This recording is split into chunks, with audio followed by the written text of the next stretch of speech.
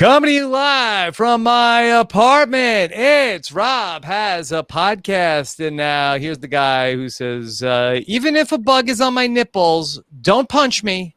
I am Rob Cesternino. Hello, everybody. Welcome back to Rob Has a Podcast, Wednesday night edition here, talking some Big Brother 22, Memphis HOH. Going to stay the course, not going to change his nominations. David and Nicole on the block, but perhaps a developing situation as we head into eviction night coming up on Thursday. We've got a great show for you here tonight. Let's say hello to everybody that we're going to be chatting some Big Brother with here tonight. Of course, back with us to talk about everything that's going on. A woman who is sweating it out tonight. Here is Melissa Deni. Melissa, how are you? I'm doing hot. We don't have air conditioning right now, and so it is like 87 degrees in our apartment. So that is why I am dressed down in a sleeveless fashion, as you can see. Luckily, I got most of my ranting out last night. So today, hopefully, I won't get too hot on the podcast. Okay. All right. Well, permission granted, if that's what you need to do, Melissa. Maybe. When do you think the air conditioning will be back? Tomorrow at 4 o'clock. Thank the o'clock. Lord. All right. On the dot. All right. Here with me tonight to talk about everything that's going on, a fellow Raptors fan. Here she is, back after co-piloting week 1 of the slop. Here is the great Jenny Autumn. Jenny, how are you? Rob, I'm great. I've spent the last week looking at Memphis and just wondering how I could get that confidence. I just was trying to figure out how I can have that confidence. And watching the episode tonight, I was like, it's the vest. It's the denim vest. He gets power from this vest. So I thought that I would fashion my own denim vest, but I've been wearing it for not even 15 minutes and I feel incredibly douchey. So I actually think I'm just going to bail on it. Okay. So, all right. Lesson learned. It's maybe not. It's all maybe right, keep not it nearby. Keep it nearby when we talk about Memphis. Yeah, it's close in case. Okay. All right. And I'm very excited to have here with us for the first time on one of the recap shows. Here he is. He's from our class of 2020. Please welcome Chappell. Chappell, how are you? I'm good. What's up, Rob? What's up with you? Chappell, I'm so happy to have you back here with us to talk about what's going on Big Brother 22. How are you doing? I'm good. I was just thinking about Jenny in that vest, and I swear I was looking at Memphis wearing that vest the whole episode, and I was like, I know where I know this man from. Like, I've seen this vest on someone before, and I swear he looks like one of my lesbian aunts, and I cannot unsee it. And so I'm so glad Jenny took off the vest because it was going to make me uncomfortable. I cannot see my aunt as a HOH. So I'm glad to be here. It made me uncomfortable as well. So we're all on the same page. Okay. All right. Well, excited to be back here tonight. First of back-to-back Big Brother recaps here. So look for us again tomorrow night in the same spot where we will talk about the eviction and the new HOH. Hope you can join us at rapasawebsite.com. Okay, let's get into this kind of another not that much excitement going on this episode. Mostly a lot of talk about how Janelle and Kaser kind of have clocked part of the alliance. People bring it to Memphis's attention. Memphis, not that alarmed. Memphis, he doesn't want to do that much.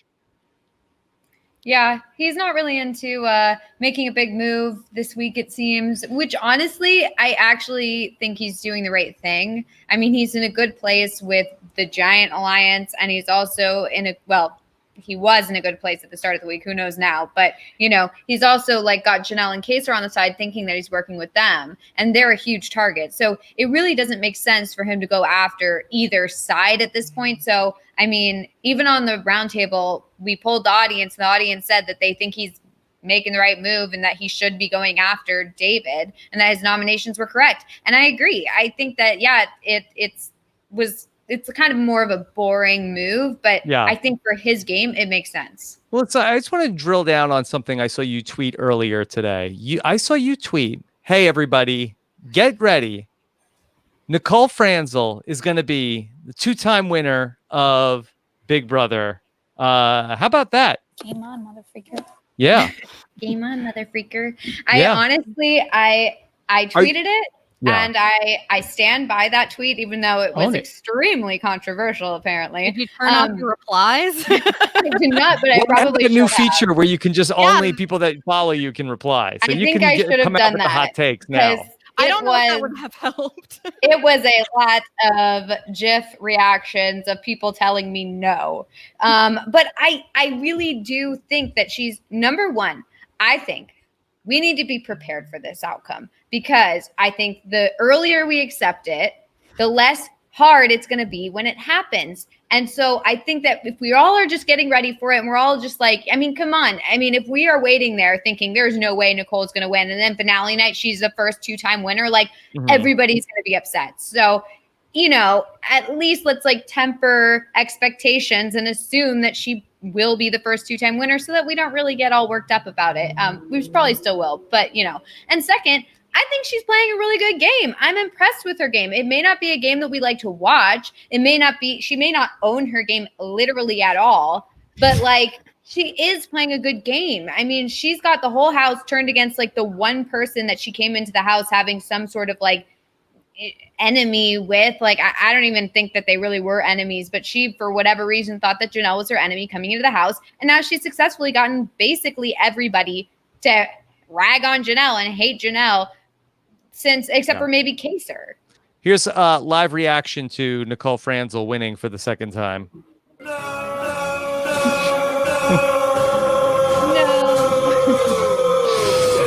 You're going to have to play that on finale night. Chappell, is Melissa trying to reverse jinx Nicole Franzel?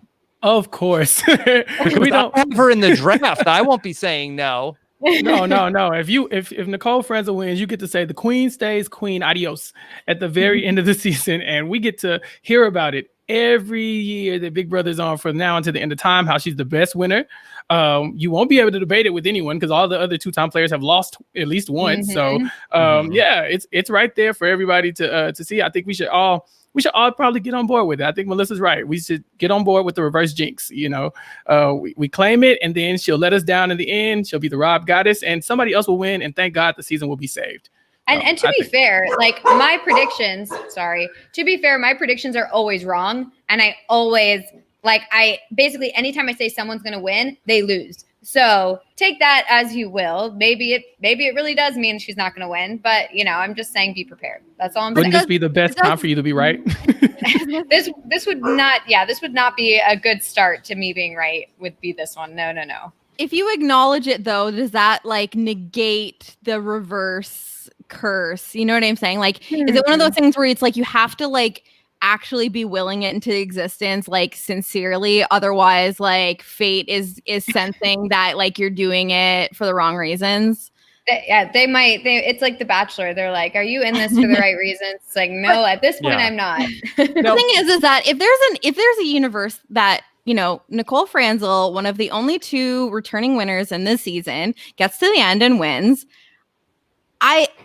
okay, we're all saying, oh, everyone's going to be upset, but we have to appreciate that there was a reason that this happened. Exactly. And so she's good. Like, and if she wins it as a second-time winner, and like, I mean, she's good. We all have to give it to her. And if she wins it also by if she leaves like a trail of Cody and Memphis in her wake, like people are going to get behind her. So if she does it, let's see how she gets there. And we'll all tip our cap if she's able to pull this off. Melissa, just one last thing on this. Is this based on what you saw?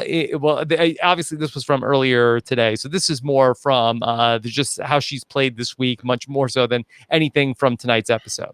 Yeah, basically how she's played so far in this game. It's just kind of like I've had to take some time to basically come around to it, because I was like, there's no way she's going to get far. I mean, she's not really doing much. Like you think she's not doing much because she like couches it in like, oh, I don't know. But like really she's actually making people see her as not a threat. She literally is one of the 2 winners in the house, and yet everybody talks about Ian as a winner and nobody talks about Nicole as a winner. And even today when it was brought up in the episode, Memphis is like, really? Like, I don't really see her as a threat. So I mean, she's doing a great job staying under the radar, making people hate her enemy, getting people on her side. People are asking her to be in alliances. I mean, you gotta admit it's impressive.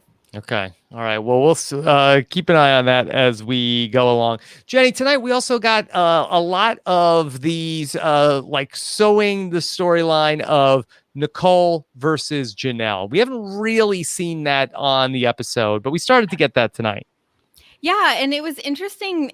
You'd think that CBS would maybe, try to sew some connections with the whole Amazing Race thing. Like, I feel like there's like a whole web of people and how that might have connected, and I feel like there's been enough conversation about I mean, Nicole is constantly talking about her issues with Janelle, so you'd think that the Rachel Riley situation and all of the friendships in we really could have gone a winners at war type thing where like this person is friends with this person, and outside of the game, like, we talked about that before the season started. Are we going to get some of this pre-gaming stuff coming to light, in the edited show? So I feel like there was a missed opportunity to kind of go back on maybe some other storylines that could have been brought to light. But yeah, this is the first time it's actually been discussed. I felt like there was a diary room section where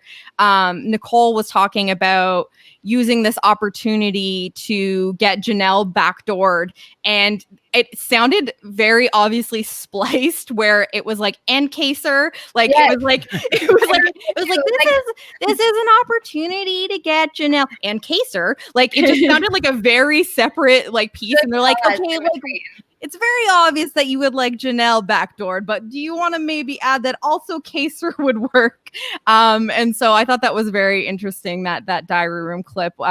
We're getting a little snippet of Nicole's ongoing fear of Janelle, a little bit of the Janelle-acy as we've been calling it. So yeah. Chappell, we got it more from Nicole's side, but even from Nicole's side, she seems very confused about why this is happening. I don't even get what Janelle has against me, to be honest. Yeah. She doesn't understand. She has no clue. But, to play Nicole advocate, for lack of a better term, I think, CBS is doing a favor for Janelle too. Because if they did show that web of like the Amazing Race and all this other backstory, then you'd have to say that Janelle's actually, she doesn't like Nicole because of something that had nothing to do with her. And so, like, I think her beef is with Alyssa, right? Nicole's beef is with Alyssa. Alyssa doesn't like, Alyssa tells Janelle doesn't like Nicole. So it all kind of plays into that. So you kind of make Janelle look kind of petty if you say, well, I don't like Nicole because of the Amazing Race. Alyssa said XYZ. And then also, it's not like Janelle hasn't said anything about Nicole in the house. Like, I remember on the feed, she's like pretending to be Nicole in her last season when she won. She says, oh, she just sleeps throughout the whole season and wakes up with one of her showmances at week 16 and just wins 2 competitions and wins the game. And that's her strategy every season. So Nicole didn't hear that, but things are being said on both sides, I'm sure.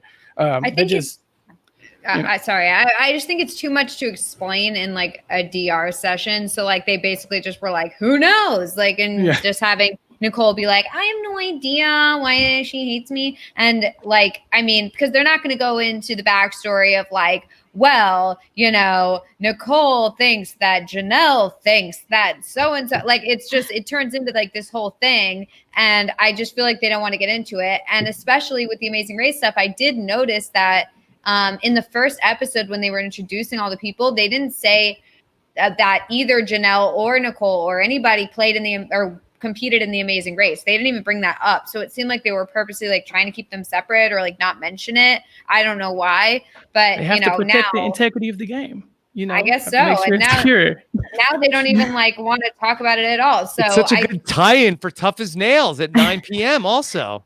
The best thing they could be doing for the Amazing Race is helping increase the idea that there's some good drama that comes from it.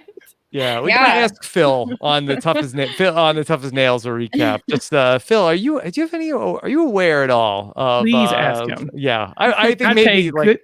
Yeah, I will up my patron amount if you ask Phil Kogan that I'll question. Do it. I'll ask him tomorrow. I'll ask him tomorrow. $75 patron. Okay. I'm in. Like, okay. You got it.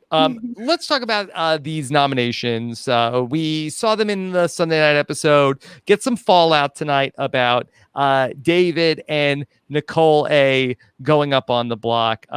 Tyler and David have some conversations that Tyler is very upset that David goes up on the block. Really, I guess Tyler and David have some sort of a connection outside of the game. Tyler is very upset to see his friend David go up on the block, and he's so mad, and he seems to hate Memphis now. He got a good hate into Memphis. Yep. Yeah. He's trying to win over BB Twitter.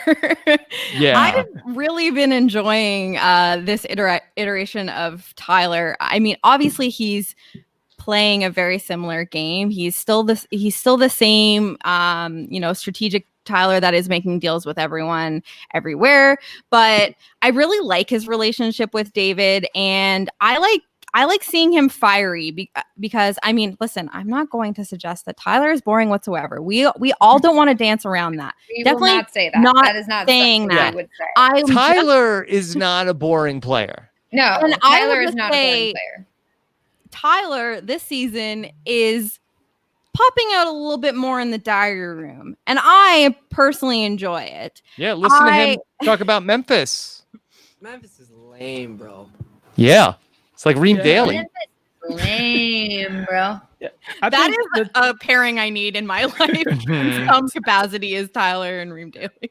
What's interesting to me about Tyler this time, though, is that like he's so annoyed by Memphis that he's just like, Memphis is lame. He's a bum. He's 152 years old. Like, let's get him out of here. I'm gonna win the veto, and then he loses. And I was like, well, Tyler kind of messed up your arc a little bit. Like, you were supposed to be the Avenger here, and you like lose to the 205-year-old man that you were just noise about. Like, how about that age shaming, Chappell? That he says that Right. Memphis, like, I don't know how you did it in 1943 on Big Brother 10.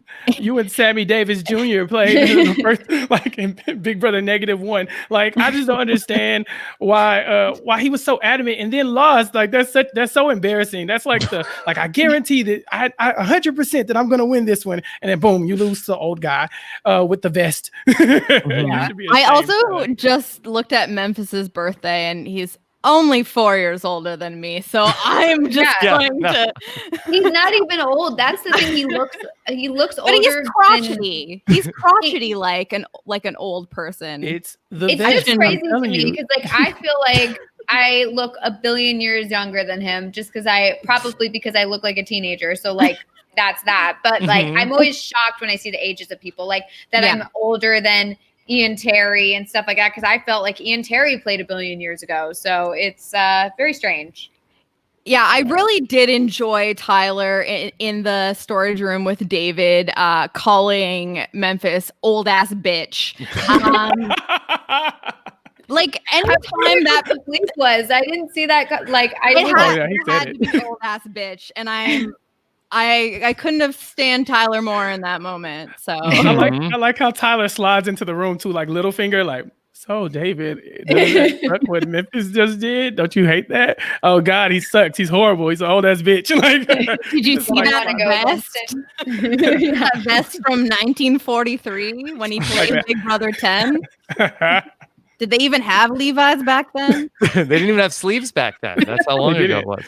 So we see Kaser and Janelle. They're going to go up to the HOH room, and they're like, hey, look at us. Look, we're not on the block. This was great. And so they tell Memphis about, hey, we think that there's an alliance going on. We think it's Cody, Danny, Janelle.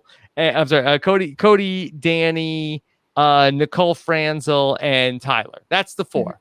That's the four. They're basically like, they're like playing Clue, and they're just like they're just gonna take a random guess like in the middle, and they're wrong. And Memphis just like sort of says like, okay, all right, good to know, thanks. He tells Cody about this. He says, hey, don't say anything else to Cody, but he doesn't seem upset when everybody else seems to know this information. Yeah.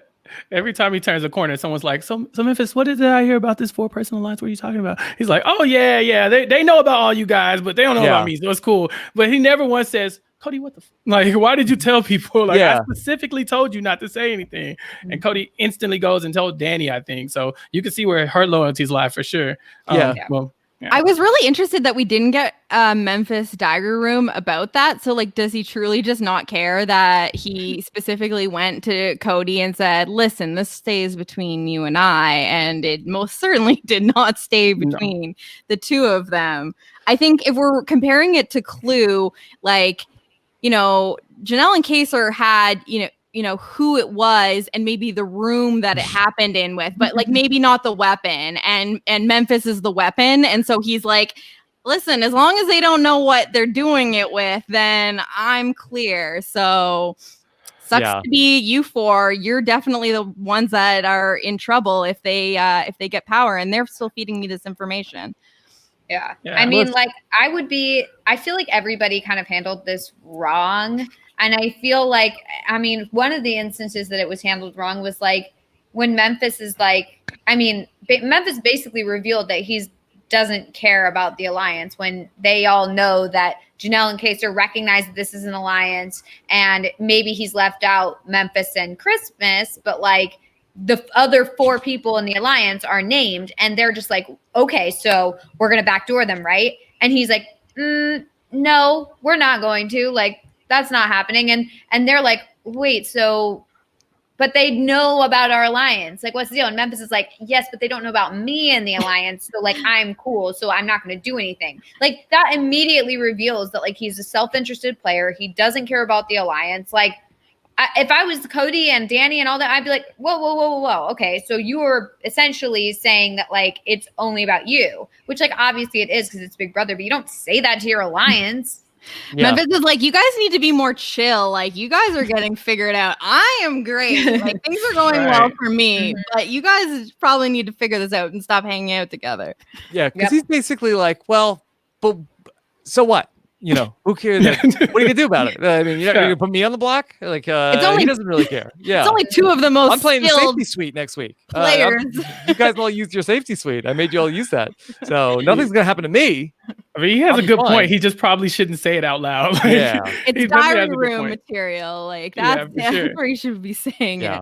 Yeah, Memphis hasn't figured out the point of the alliance where, like, it helps increase the bond if you do things to help protect your alliance mates and not just yourself. That seems to be the part that, the HOH ring, you can actually use your power to help increase the bonds you already have. And he just decided that that was not part of his plan for the week. I mean, or at least pretend. Pretend like you want. And the thing is that don't reveal that information to Cody about, like, if you're trying to play both sides, like, don't reveal that Janelle and Kaser know about those 4. Just keep that as a secret. So that way, like, if it happens that Janelle and Kaser get power, they're not going to target you. They're going to target those 4. And yeah, obviously it'd be best if they don't target your alliance, but, like, I mean, at least it's not you.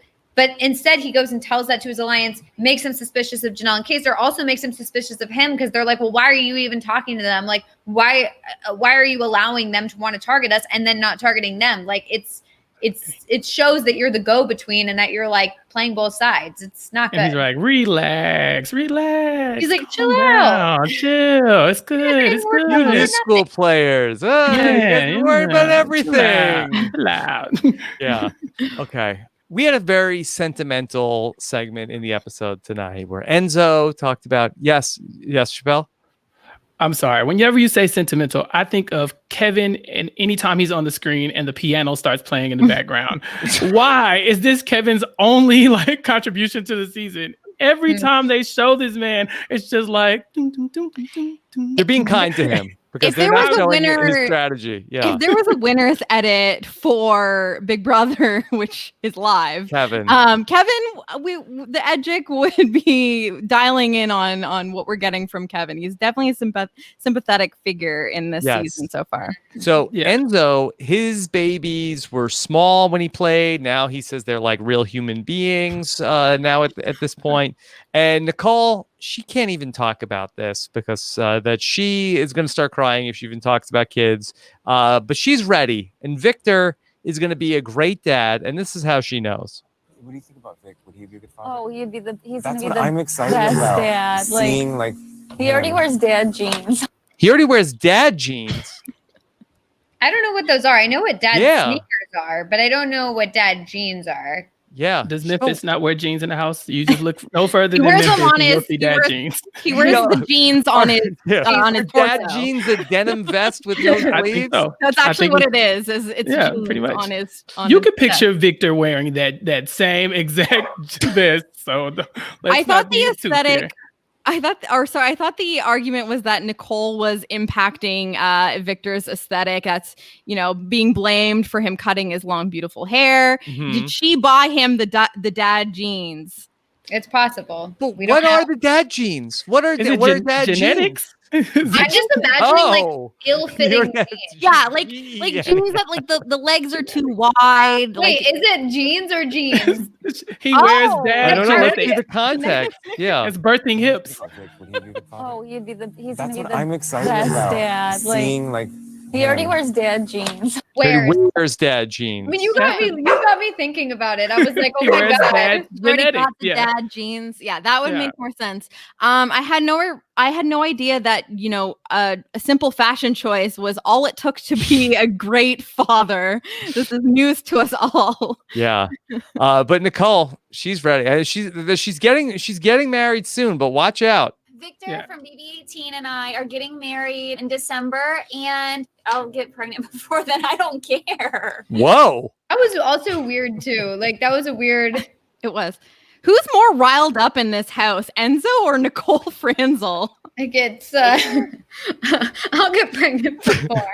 Meaning like in the Big Brother house. Like what do you mean? Somebody needs to set up the Jack Shack in the backyard because Imagine getting pregnant in 2020. That is the most ghetto thing I've ever heard in my life. This is a horrible year. Do not get pregnant until 2021, ma'am. Like this. Wait until things.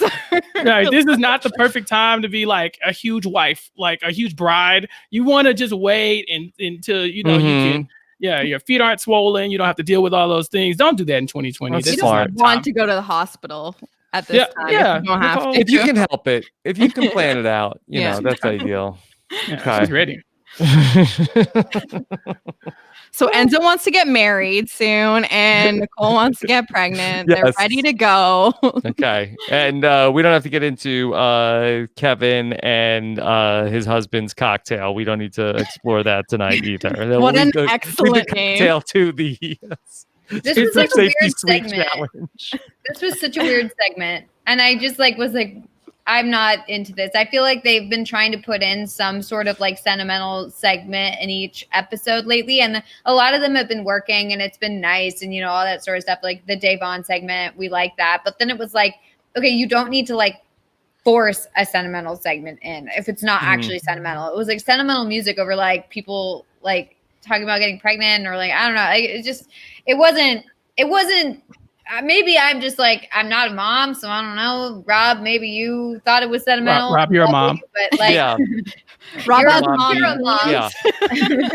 Yeah, very sentimental. It's the music. The music is supposed to make it sound sentimental or whatever, but it's the music from Cheaters, like that background music when they're interviewing the guy from Cheaters in front of the blue screen. Like that's the music they're playing every time Kevin speaks. Which like part that of little Cheaters jingle. is that?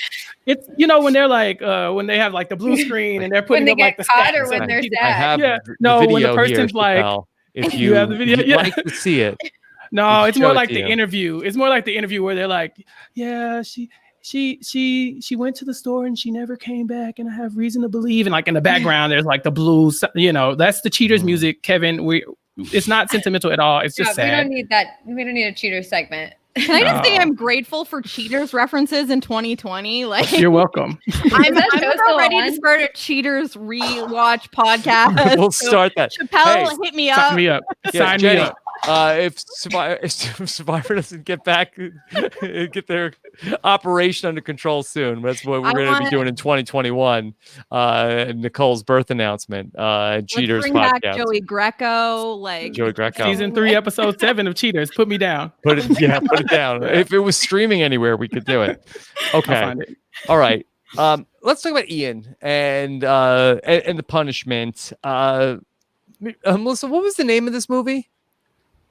I forgot. Oh wait, Yeah. I got it. All It's Star Wars, right? All- All Star Trek. BB All Stars Stars Wars, which I don't know if like the double plural makes sense, but I think that had to be vetted by legal. I think. Yeah, I don't think they can put some more S's on there just in case. I'm surprised that got through. Okay, Chappelle, what are we going for here with Dirk Space Hammer? It seems to me. First of all, Rob, Space Jammer. Space Hammer is a different movie. No, you don't want to see that movie. We don't know anything about the hammer involved. Right. That's why they keep cutting the Ian with the shirt off, because of Space Hammer. We don't want any parts of that. I thought on the feeds that they said Space Hammer. So I really did think this was some type of like some nasty, some freaky stuff that they're talking about. And then I saw Space Jam. I'm like, oh, okay, that's Space Jam, like Michael Jordan, Bugs Bunny, that kind of thing. I thought that's where we were going. That is not where we were going. I'm sadly mistaken. But it seemed interesting. I'm not sure what the plot is at all. Yeah. Well, I was going to say, can we piece together the plot, Jenny? Are you able to take anything away from what were the scenes that we saw? We saw Ian. There's a romance. Yeah, there's some sort of a romance where Dirk is trying to pick up some sort of a pilot. You're a damn fine pilot. Emphasis on fine. Yeah. Yep. Was there it was Tyler a dead he was robot. talking to? A dead robot at one point or another. Devon was an alien at one point. The robot died. You would think with the acting coach in the house, Ian would have done a lot better. Now that we found out about Devon being this acting coach, now I expected greatness. Obviously, she didn't step in like she should have. I saw on the feeds that she did do something, but maybe we might want to look toward a career change for Devon. I'm not sure it paid off. What do you think? I mean, I definitely learned more about what Ian was doing incorrectly than anything about what was actually going on in this plot. So, yeah, that guy was an a-hole, yelling at Ian every 2 seconds. That was crazy. The director. Yeah, for sure. And you know what? I think Taryn tweeted this, but if you wake me up in the middle of the night to be the love interest to Dirk Space Jammer, I'm going to win the veto. I'm going to backdoor you. I'm going to evict you. Like, I will walk you out the house on my own. Please let me sleep. Like, just don't talk to me. Talk to Kevin. Get the music going, but don't talk to me in the middle of the night about Dirk Space Hammer Jammer. Right. If you're on the block, you feel like, okay, all right, let me get up and help Ian because maybe he'll give me a vote. Yeah. But other than that, I don't want to hear about what Space Jammer Hammer Dammer has to do at 2 o'clock in the morning, after a whole day of like all this craziness. Like, no, I don't want to be talked to. So I'm not a fan of it. Not a fan at all. I personally enjoy these punishments that are just as annoying for the person doing them as it is for everyone else in the house, where other people need to be involved. There's some sort of like thing that goes over the, the speakers, and I am also a big fan of Big Brother's obsession with like, they can never take themselves too seriously. This is one of the beautiful things about Big Brother. They will never get tired of the let's interrupt the veto meeting shtick with like I didn't see it coming today. Every time. Wow, Rob. Well, you're the reason why this continues, because there's always going to be someone being like, they got me. Clever. Yeah. This is my first live show after for the recap or whatever. And I told my friends, I know you don't really watch Big Brother, but you should watch it this time. I promise it won't be stupid. And then they see Dirk Space Rammer. And I'm like, you know what, guys? Space Rammer. I thought that's not his name. So I told you know what, guys? It's not that kind of, just skip this one. I'll send you something else. Yeah. Not Space Rammer. You are never safe when you tell your friends it's not going to be done, or it's you got to watch it this time. Yeah, you will always lose every time, and I found that out on my own every time. It is. See, when I found out that I was going to be on the Wednesday recap, I was excited because I was like, the Wednesday episode is always stupid. There's always a really dumb competition. We had banana riding last week, and obviously the competition wasn't that stupid this week, but we were still going to get something dumb and ridiculous. And that is also my favorite part of Big Brother. So fair. Maybe not the best night to recruit someone when you are trying to sell the strategy of the show. But if you are like me and enjoys the stupid part of it, it's a perfect night. Yeah, but it's truly perfect tonight. Okay. So we're gonna get to our veto competition, and this was, I don't know if we are sort of because of the limitations with COVID, of if these are going to be more along the lines of these competitions that we're going to see. But this was basically, I tweeted this out. This reminds me of that one Survivor challenge that's every Survivor challenge. Literally every post-marriage challenge that ever existed. And the only thing we missed was the only thing that was missing was Jeff going like, the balls, grab the balls, make sure your balls don't separate. Hasn't moved. That's all we were really missing. Expecting more ball commentary from Enzo of all people, but I would still take Enzo taking Julie's job if it came to it. But first, okay. I also enjoyed Enzo when he reads the instruction, like the directions for the competition. He is throwing his hands down like he's like freestyle rapping or something. Anytime he's delivering, exactly. Anytime he's delivering any sort of line, like he's really got that gusto. So, Rob, we've already discussed this. You gotta look out for this guy. He has a future in media of some sort because But the thing about this competition is just that it was like a Survivor challenge, but just so extra. Like, why did we have to have these big neon I guess they got the social distancing right, these giant stars that they were standing on that definitely kept them at least 6 feet apart. Not that it matters because they're in the house together, but it just seemed so over the top for no reason, when the point of the challenge was literally the same as a Survivor where you're holding like a piece of wood with a ball on it. So I think that this was weather related, that they knew they were going to do it for nighttime. So they really wanted to this was like the mini golf course that's going to light everything up in neon because it's going to be people going there at nighttime. So I think they really just wanted to play up the try to make it look cool for nighttime competition. Are they doing nighttime competitions because it's so hot in LA right now? I think so. Yeah, I don't know. I think a part of the challenge that we overlooked, though, is the physical aspect of holding those things up. Like, if you wanted to give Nicole Anthony a chance to save herself, maybe don't give her like a 25-pound, like these two huge things to balance. Like, if you were just balancing it on Survivor, they use like strings, so that you kind of just can counterbalance it on your own.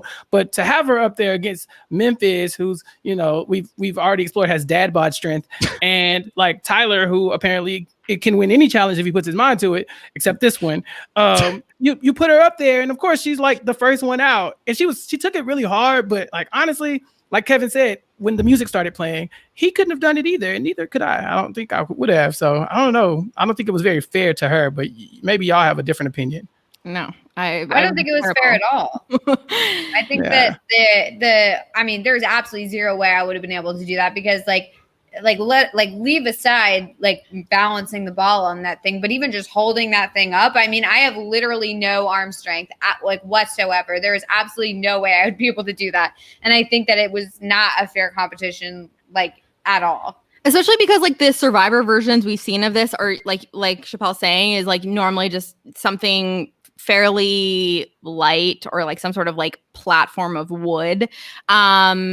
This had lights coming out of it, it was LED and shit, and it was just giant poles and stuff. It was way more elaborate than it needed to be. I have to believe that it was way heavier than and so it wasn't even so much about balancing the ball. It was likely a very heavy thing to hold. It seemed more than it they had, glow in the dark star thing, and then just had the platform. Okay. It was a tough competition. We know that Tyler was really motivated to try to beat Memphis in this competition because he was not only did he put David up on the block, but also he didn't even want to do anything about Tyler being part of the 4-person alliance. Hey, Memphis, where you at? Show us where you really stand, man. Yeah, Tyler was fired up, so he felt like that he had a shot. David had a shot. All they had to do was beat Memphis, and David would come down. And as we mentioned, a couple people went out early. burns so bad. You got it. Freaking A. Frickin' A. Nicole Franzel could not hang in there. Nope. Mother frickin' A. I love all the Nicole Franzel obscenities. I love it. I love it so much. One day, Chappelle, You know how do you think that we'll like just dirty see... songs have like? Sorry, Chappelle. One day, do you think that we'll just say like? It's like a game of double dutch. Are we in? Are we out? Are we in? Are we out? Yeah. Are we in or out? But one day, do you think that we'll just see my connection? Chappelle, do you think that one day we'll just see Nicole Franzel just lose it and just have to be like bleeped for like 10 seconds straight? Yeah, mother fricker, you frick. Yeah, she's just gonna go off. Like it's gonna be like when she goes to eliminate Janelle, she's backdoored her and everything like that. It's about to happen. The moment she's about to walk out the door, and then boom, like halting hex. And Nicole's is gonna lose it. Her head explodes. She walks like she storms out the house and she goes gets pregnant days later. Like that's she goes and gets fricked days later, and that's it. That's the end of her story. I think that's what it's gonna be because she's gonna. She's gonna lose it. The mother freaker. The mother freaker. That's how that works. Yeah, I get that now. Apparently, but yeah, she's gonna lose it. The moment, I think maybe that's another reason why Memphis is so like hesitant to like try to get like Janelle on the block. Like, are the producers really gonna allow me to do some backhand stuff to like, I don't know, America's like favorite player of all time? Like, what are the odds that something doesn't, safety sweet her out like the first week? So I don't know. Maybe that'll be the thing that pushes Nicole over the edge. Mm-hmm. We'll see. Yeah, a twist that goes in Janelle's favor could be that could just break Nicole. Rachel Riley comes in the house, Pandora's box, and she just torments Nicole for like a whole day and follows her around the house like she did Reagan. That's what honestly. It is. Yeah, you just have to wait for like a fan vote, and then I just think that's what's gonna blow it. I think that she's gonna be like, "Are you serious? Like, I don't understand, Rachel." That's exactly like honestly, it's gonna be that there's gonna be a vote, and Janelle is gonna get it, and then everyone on that side is gonna be like, "What the heck? Like, I thought we were the fan favorites," and which is always my favorite. That's fun. I love that part. So, brother, if you're listening, even if it's just like give them a treat or something, like anything. Yeah. Okay, so we get down to it's David, it's Tyler, and it's Memphis, and this is a bizarre thing that happens. Memphis has something that's bothering him, and he yells out. Did someone come punch me? Seriously? It's like, what? Wait, punch you? I thought at that moment David was just gonna run across, like just I'll do it. I volunteer. Like, I'm not gonna win this challenge anyway. Yeah, like that's it. You asked. You get away with it. I want someone to kill the bug that's literally climbing on my nipple right now. Okay. Jenny, I'm reminded of the question. Would you rather fight a giant mosquito one time, get your ass whipped by it? Or would you like the relationship that you have and never get bit again? Or do you like the relationship that you have with mosquitoes right now? I mean, this is the closest we've ever come to answering that question, right? Like Memphis is like, hey, so could somebody just come and beat my ass right now so I don't have to deal with this mosquito? That's how it works, right? I think one beating. Could you fight this giant mosquito for me? Yeah. Well, I mean, at least if he loses his nipple to the bug on it, Enzo might be able to hook him up with a new nipple as the resident nipple salesman. The Bayonne Nipple Factory, yo. Yeah. Chappelle, have you ever asked somebody to punch you because you have a bug on you? No. Why punch? No. Like why punch of all things? Like, how about come get this bug off of me? But I really did. I thought at that moment David was gonna like see the writing on the walls that, I can't win this competition. And the moment Memphis said it, I just knew he was going to just drop him and just go punch him. And like, hey, he asked me to do it and get away with it, because Memphis has been playing this like 80s TV villain all like week. Like he's got like the sleeves off. He's like the bad guy from the Karate Kid. And I just knew David at that point was going to like, just like, yeah, David was just going to go in and just kick him in the face or punch him. So I thought that was the moment, but we didn't get it. It's an odd choice. Definitely punch me in the nipple. Is the bug underneath his shirt on his literal nipple, or is it on the outside? That's the problem with that vest and no shirt underneath. That bugs could crawl up and then be attracted, go right on your nipple. Yeah, he's truly asking for it. So one time he wore a real shirt, there was a bug on his nipple, but he's been walking around with a denim vest on and nothing else, and there's been no bugs, no problems. It might have just been the itch from a previous bite from not wearing the shirt, and he was those LED lights are like attracting the bugs to him. Yeah, because it's like a bug zapper. It doesn't zap the bug, right? There you go. It's like bringing them closer. All right, David. He has a plan. He's been playing possum in this season. He's ready to outthink everybody because he's got a way to win this power of veto. He is going to do the move where you just start screaming randomly to throw everybody off. Here's David. Oh! Why are we screaming? Oh! Terrifying. I forgot how loud the second one was. Yeah. Bailey did him no favors. Bailey did him no favors. What is he doing? That's like, creep, weirdo. Like, why are you like that? Yeah. But what David doesn't realize is that this is already Memphis's move. This is every time Memphis has come into a room for any ceremony for being the HOH. Hey guys! Oh my god! I'm the first of the veto competition. So aggressive and scary. I would be. Hey! He slides in the room like Kramer. Yeah. And everybody's like, "Oh my god, Memphis, you scared me!" But you can't out scream and scare Memphis. Screaming as a strategy. Who knew that this is where we were in 2020? Yeah. And Memphis went straight back to that villain role of like, ha ha ha, you fool. Your strategy could not defeat me. And his mouth still moving like from one of those like dubbed like animes. Like, you fool. Yeah. This was Memphis. This was Memphis. Gonna mess with me by screaming. Such an amateur move. It is. Memphis is like, he holds himself on such a pedestal over David. But like, did anybody, if like 2 months ago, if anybody's like, okay, give us your list of top 50 Big Brother legends, is Memphis sniffing anybody's list? Like, he's so much like David. Come on, buddy. Yeah, what do you think you are? Come on. To his credit, if Memphis is 51 on the list, David's like 99. Like, it's like.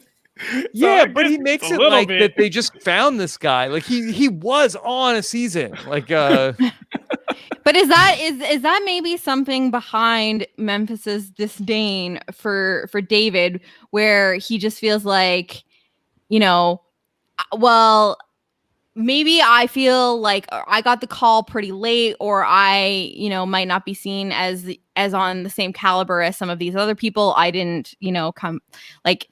Mm-hmm. And he's feeling like, well, David, like, at least he went first. So that's one person who isn't as good as me. So I'm going to fixate on that. You'd think that you want to keep that person around. Right. You want to keep him around for as long as possible. Yeah. Yes. Rob, it's like if you were the alternate on All Stars to Ryan Aiken. Like, what is this guy doing here? Like, what are you talking about? Rookie. Yeah. Yeah, exactly. But I think that's an interesting point, Chappelle. Were they both alternates for this season, or was Memphis on the real cast and David was an alternate and then got bumped up because Josh isn't there? No, I would like to believe that David was always going to be like in the cast. Now I have nothing to prove that, but in my mind, in this time where you're looking for diversity and you only got like 7 black men you can choose from, you're like, it's Howard, Devin, bro, David.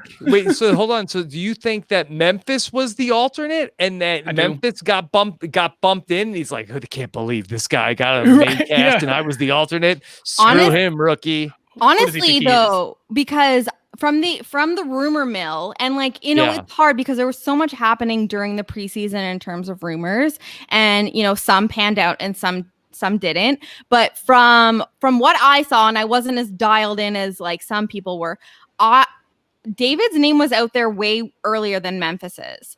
I don't recall Memphis really circulating until around when Casey and Josh fell off of the list. And David's name was on there a lot earlier. So I really do think that there was a chance that Memphis was the alternate and that David was already locked in.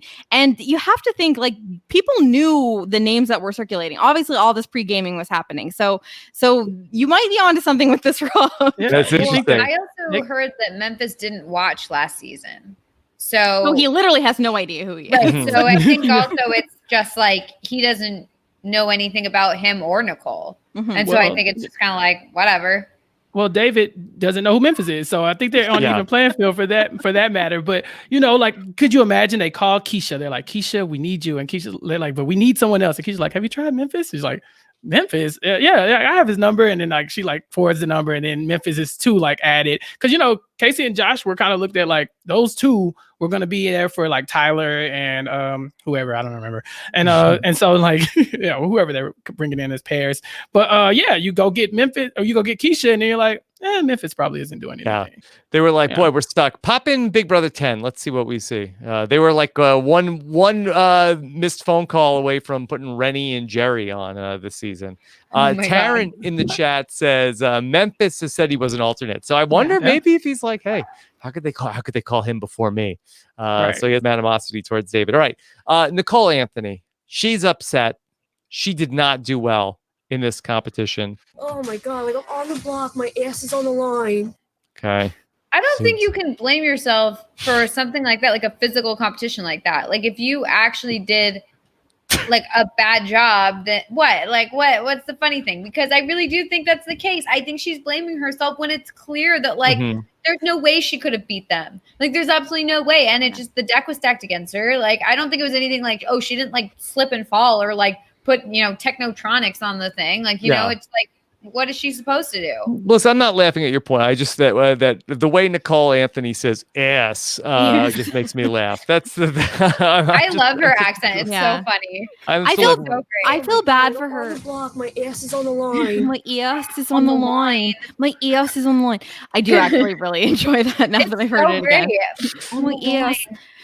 No, I feel really bad for her because we've seen it in spades this last week. How her self-confidence is really coming into play here, and she's got a level of anxiety about doing poorly, and she's beating herself up a lot about this.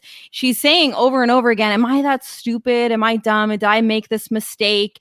And so I think that she's beating herself up about this competition that, as Melissa just said, there was no universe where she was ever going to win that competition. So there's no reason for her to be beating herself up. It's very, very hard to watch. Nicole is definitely that kind of person, like that little like wounded baby bird that you want to like take in. No, don't say birds. She hates birds. I know she hates them, but in this case, it's a wounded baby bird that maybe we want to nurse back to health. Maybe she would not, but I don't care birds. Yeah.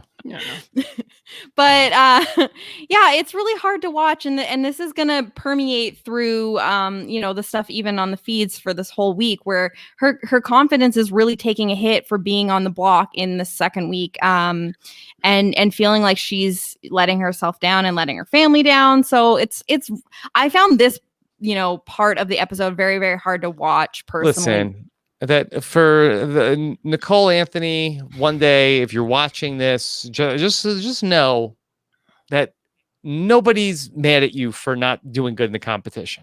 Yeah, that is, that's not why people that's not it. That's not it. People are mad at you for much more. And I hate that for her too, because she's going to get out the house and she's going to see it, and it's going to make it seem like the world hates her just because of her bad reads this week. But I think another thing that's getting to her is that like the person who has her ear the closest, I think, is like Kevin, and like Kevin's like, oh, you didn't do that bad, and she's like, yeah, but you're Kevin, like get away from me, like like sure you're saying that, but Kevin, come on, compared to you, yeah, I'm doing great. Like she's not getting a lot of like reassurance from Kevin himself. I hate to pick on him, but I really just thought we were going to get more from Kevin. And he's been letting me down, sadly. So there you go. Okay, it's only week 2. It's only week 2. If you can maybe figure it out. All right.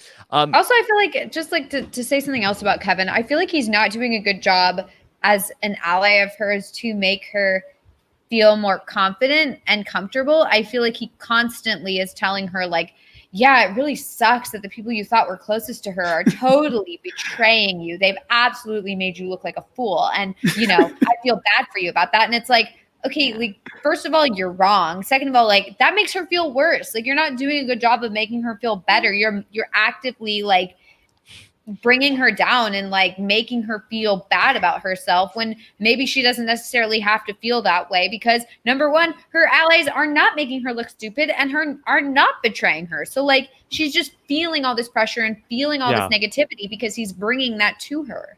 In fairness, Nicole Anthony has never has she had like a solid ally that helps her game ever in Big Brother? Cliff? Yeah, Cliff. Yeah, that's what we're going with. Like Ovi, if Ovi was in the game.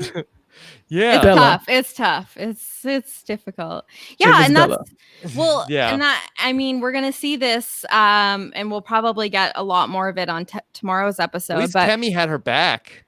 Yeah, I mean, that is honestly the story of you know what Nicole's carrying with her for this season, is that she's never felt properly supported, and she's having these doubts about literally anyone at this point, anyone that could be possibly helping her.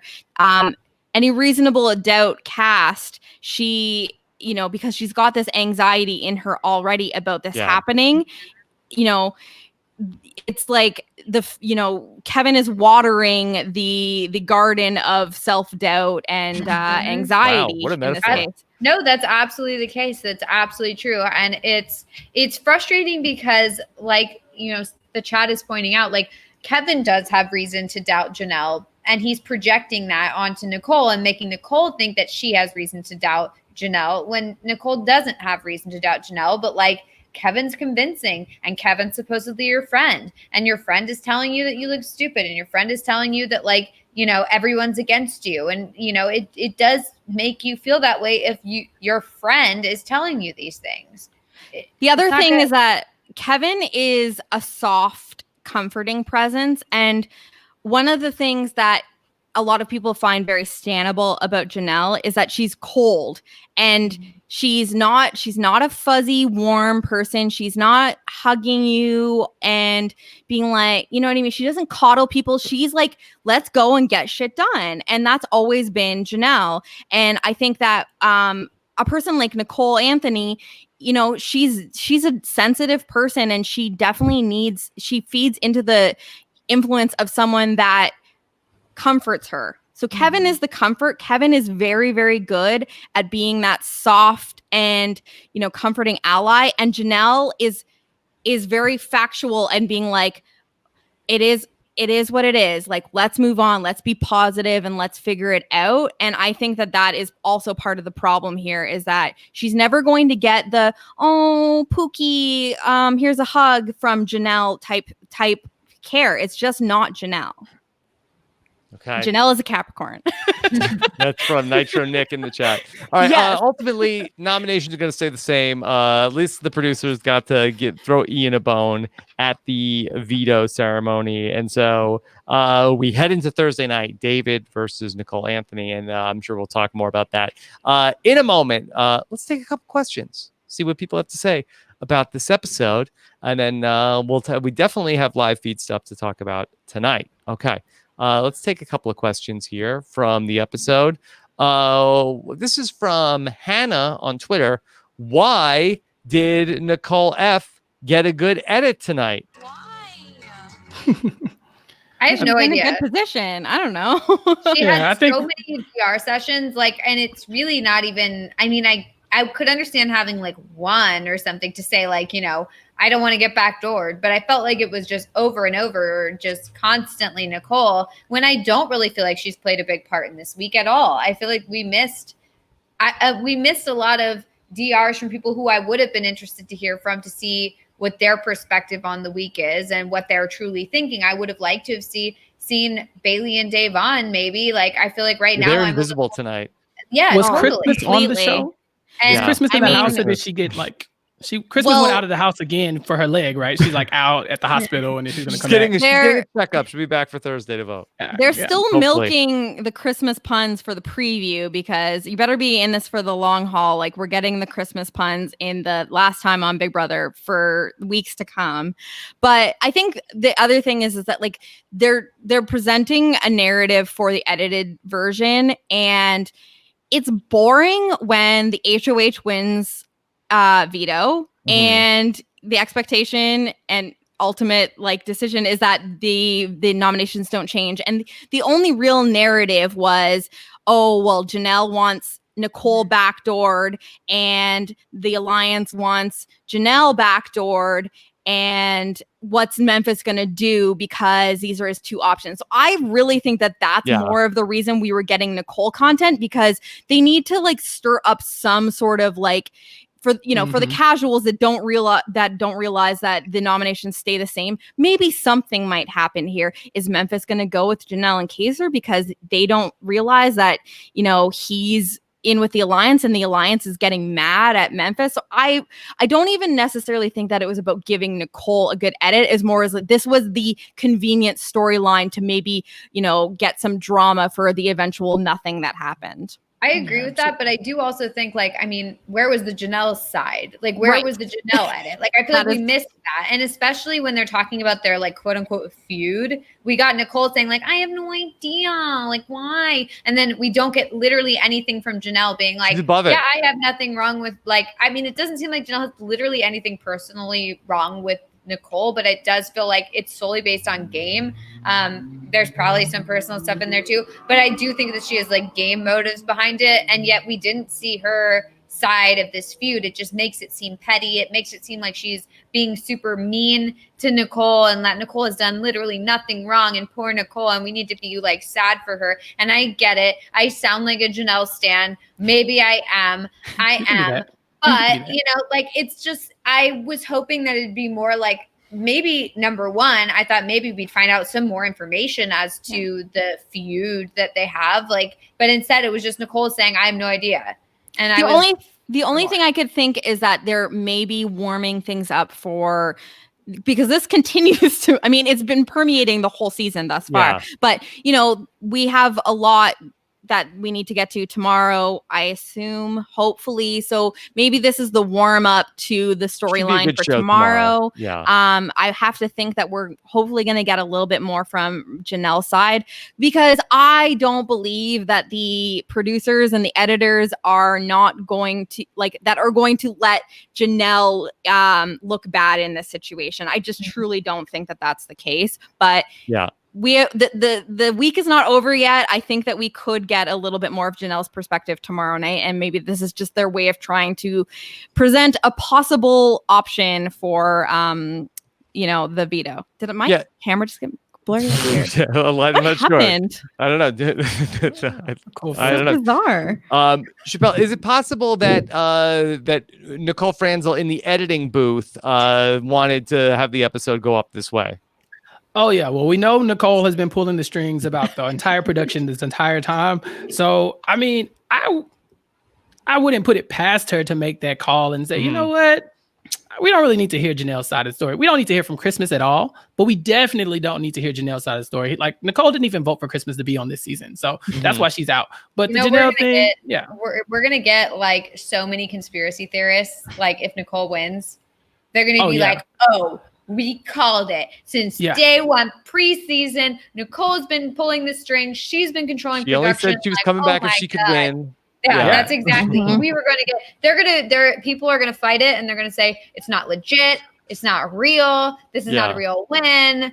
It's going to be. Wow, I can't wait. Yeah. Okay. Let's take another question. Our friend Once Upon an Island says, is Memphis wanting to keep the bigger targets around so he can hide himself after his HOH reign is done? Do we think that Memphis is going for a meat shield thing here? I don't think so. I think really what he's trying to do is play the middle. And it's not really just a meat shield, because he's, Janelle and Kaiser have no reason to doubt him. Well, they do, but they haven't identified that reason. And then those other 4 people, if one of those gets picked off, he has to beat these people eventually. So if it's not him who's doing it, so what does it matter? They're not going to backdoor Memphis, so I think he's okay with like letting them shoot at each other for a while. Not so much as a meat shield, but as long as the guns aren't pointed at him, then I don't think he cares. I just think he handled it so wrong. Like at the beginning of the week, if you had asked me who should Memphis put up and who's he probably going to put up, I would have said the same people who are on the block right now, David and Nicole. And he could have done that and nobody would have cared. Only people who would be sad is Kevin and Janelle. She'd get over it. Kevin would be fine. Like life would go on. But he just marched around the house like he was running everything. Nicole said he has a big head, and physically he does. I mean, he's huge, but he also is getting full of himself as well, So I think that's what Memphis's game is like, sure, we got Janelle and Kayser, and they're bound to win the competition. Janelle is competitions. So if she wins and she takes out Nicole F, what do I care? She's close to Cody, and she picked Cody over me, so she can go. That's cool. I think this was a really great week. That this was a lot of excitement, especially for Memphis coming in. And the bar was low. We thought, oh, okay, this is just going to be really by the book.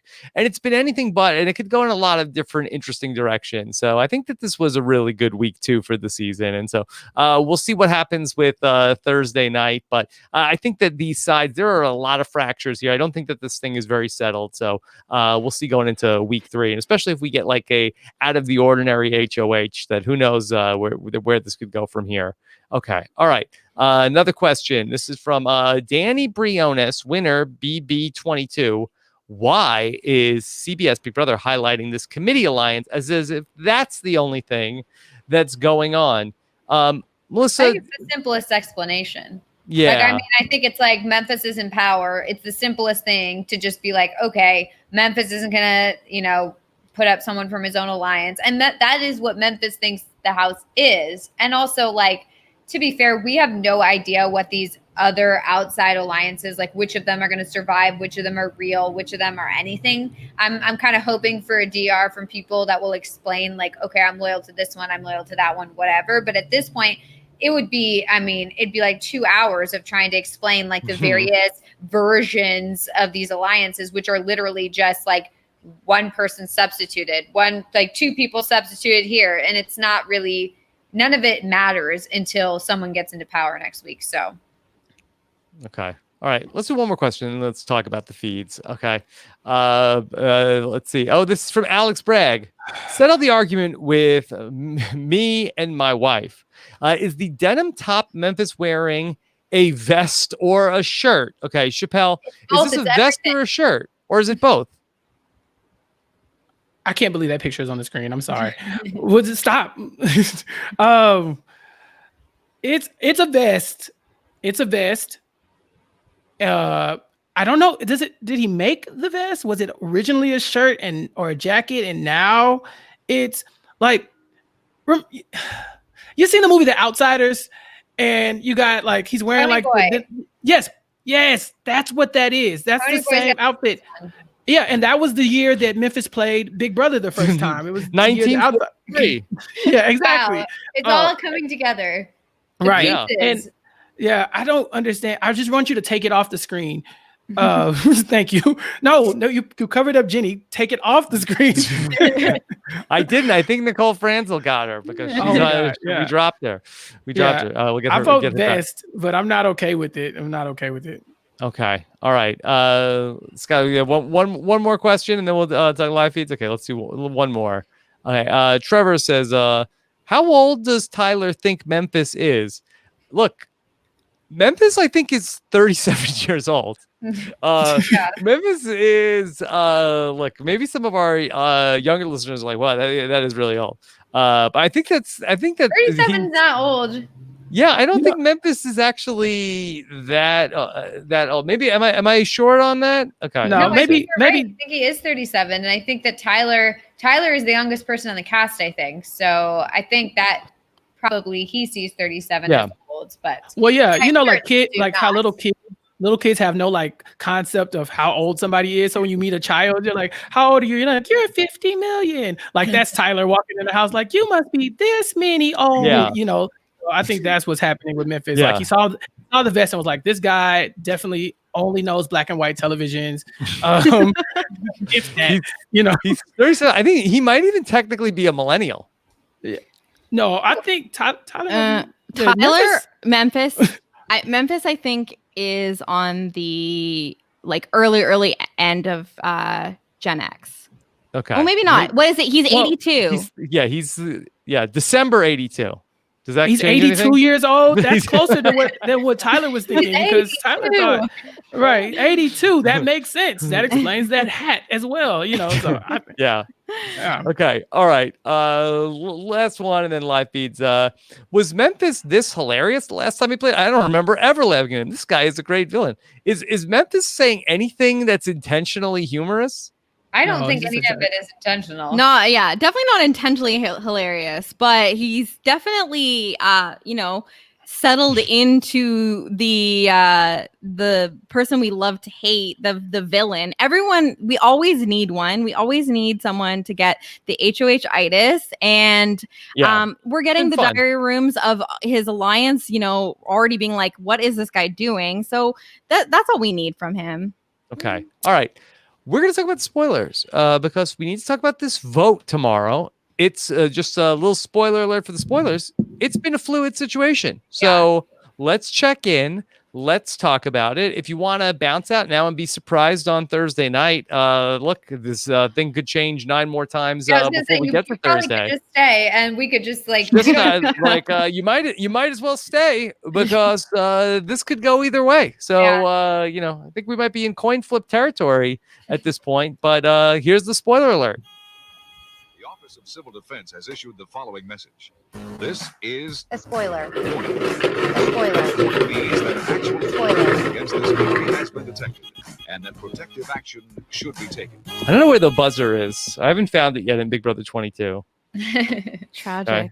Yes. So just one counterpoint for Nicole and Kevin thinking about having kids. They touch your stuff. Okay. All right. So, all right. We are less than 24 hours away from the vote. Melissa, it looked like that Nicole Anthony was dead in the water, but the dueling campaign, not since Becky and Sandra went toe-to-toe, have we seen a matchup like the horse race between Nicole Anthony and David. At this hour, who's going home? I think it's Nicole. I think David's going to stay. But it's so hard to tell. I just feel like every time I check, it's different. And it's not only like, okay, people are doing good work to save themselves. It's like people are doing bad work and then falling out of favor with people who were planning on voting to keep them. That like, oh, wait, are they actually going to vote to keep them now that they've done this? Or like now that this has happened? So it really, I have no idea. Can we talk through the sides of like who are the guaranteed vote to evict Nicole votes? Who are the guaranteed vote to evict David votes? If there are such things. I mean, Tyler would vote to evict Nicole. I think Kaser and Janelle are going to vote to evict David. But at the same time, I don't know if anyone will vote on the opposite side of the house. Like, I think everyone's going to want to end up voting as a house, and I don't know, except for Kevin. Kevin says he's going to keep Nicole. Okay, so Nicole has Kevin. Yeah. And does she have Janelle and Kaser? How has she not lost them yet? I thought she was about to lose them earlier today because Nicole, Can we set this up, because I think that maybe there might be some people listening that may not know about Jenny. Could you sum that up? The bizarre situation. No, in one answer, no, I cannot sum it up. Could you attempt to? I will attempt. So basically, Nicole is absolutely in her own head and is going back to why was I nominated in the first place, and is really feeling like Janelle and Kaser did not go to bat for her. And we're still talking about Janelle going up and having wine in the HOH with Memphis, and that, she really felt like they had her back and there's no reason for her to be on the block in the first place. All of this has already happened. And the other thing is that a lot of these players are really trying to not show their cards. So they're not trying to show that there are sides, and Janelle and Kaser become the scapegoat for absolutely everything. And Nicole is really getting in her own head about whether Janelle and Kaser truly have her back. And now she's starting to get really pent up, and her anxiety is at an all-time high, and she's questioning their loyalty to her, and her conversations with other people about her questioning of Janelle and Kaser is almost making more traction to keep her when those are the two people that are lobbying hardest for her to stay. It's absolutely so bizarre. But this afternoon, I mean, she's been talking about having a house meeting. It hasn't happened. And we finally saw her get a little bit confrontational with Janelle earlier this afternoon, where she was like, again, back to the like, well, why am I on the block in the first place? Like, I feel like you guys sold me out. And she said it was bull crap. And she walked out of the room that she was in with Janelle. And I was like, okay, Nicole has finally had it. And she's going to pop off towards Janelle and Kaser. And this might end up losing those two, but possibly gaining the very, very vocal anti-Janelle and Kaser contingent in the House. So it's absolutely confusing, because the votes for who you might think they would vote for could possibly change depending on people's fear of Janelle and Kaser. Yeah. Chappell, at any point this week, did Janelle and Kaser say, like, hey, we're not going to save you? Enough with you. They realize what, Kaser is telling Janelle, like, we don't really have to do this, but I think Janelle's really invested in Nicole as a player and as a person. She cried, I'll leave this game if you get evicted and stuff like that. We're like, that's not even the Janelle we know. Like, we could see her saying that about Kaser, but not Nicole Anthony, who she just met, in theory. So I think it's odd, but I think the thing that's really fueling all of this is Memphis. Memphis is an insane person. And so because he put up, like, Nicole is looking at Janelle and saying, you're my ally. So you say, and your ally, Memphis, put me on the block while you were in the room laughing and joking with him and drinking wine. So something right here doesn't add up. And Janelle is trying to say, Memphis is insane. I don't know why he did this, but I'm trying to undo it. And she's like, yeah, but did you really try to undo it? Like, so that's the issue. It doesn't make sense, because logically, the things that Memphis did this week did not make sense. He should have told his alliance what was going on. He should have been able to be open with either side. And he was not open with Janelle. He was not open with Cody. So when all lines point back to Memphis, and Janelle is the connector to Memphis and Nicole, and there's no logical reason why Janelle, Nicole's ally, shouldn't have been able to keep her off the block. And so that's why it's not making sense to Nicole Anthony right now.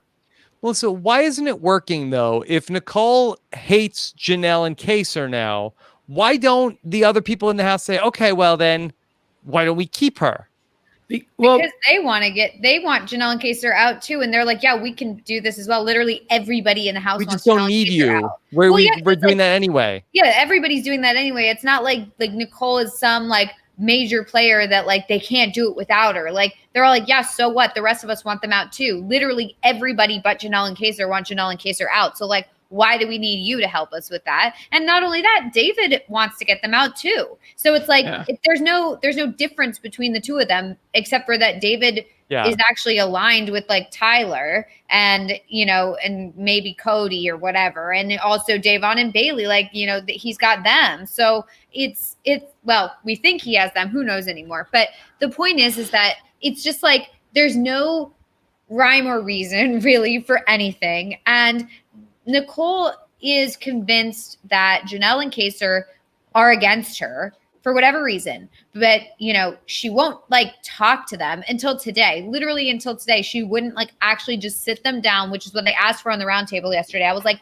why can't she just sit them down and say like, look, this is what I'm feeling. Like, you guys seemingly have betrayed me, have thrown me under the bus. Like, what's the deal with that? And just like get it out in the open with them, because instead she's been running around to everybody else and saying that she's upset with them. But then when they try and talk to her, she just like storms off, like really, like it slams the door. It's like she won't talk to them. And then she twists their conversation around to everybody else in the House to convince them that Janelle and Kaser are these like bullies or something. I don't know. And I get that Nicole is in a bad position, and I get that she's upset, and I get that, she's like still stressed out from her last time in the House, and that she's like taking that and kind of putting it on to this season. But it's like, none of this makes sense, Nicole. Like, don't you see?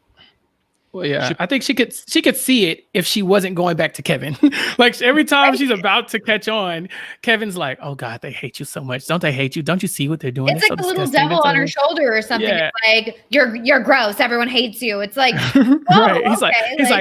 like, I like you, but these other people, they think you're a virgin who can't drive. So they're like, so she never gets the traction she wants. No.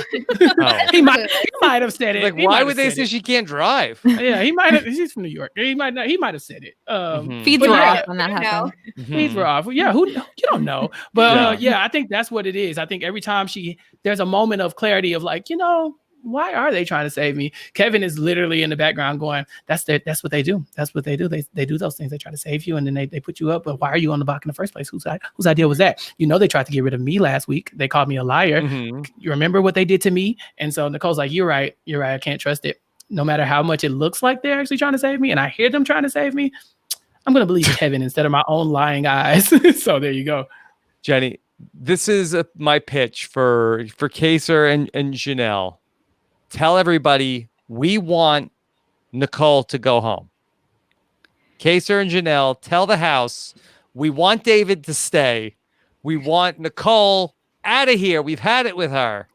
I mean, that would be great if anyone believed anything that Janelle or Kaser said, but that's just simply not the case. But this is reverse psychology. Okay, but how many levels of reverse psychology is it going to take for it? You know what I mean? Like, I actually think that's a good idea. Is like tell everybody that like David wants to work with us. Please, like he wants to be on our side. He wants to be with me and Kaser. Like you guys need to keep him. They just should hang out with him all the time. Yeah, just hang out with him all the time. Like tell everybody that he said he wants to work with you. Like, I mean, and then David could sit there and deny it, but it's like, look at what's going on here. Like he wouldn't even deny it. No, like, he wouldn't even deny it. So, like, what he'd be like, the thing about alliances with Janelle and Kaser is that, like, like that's what he's gonna do.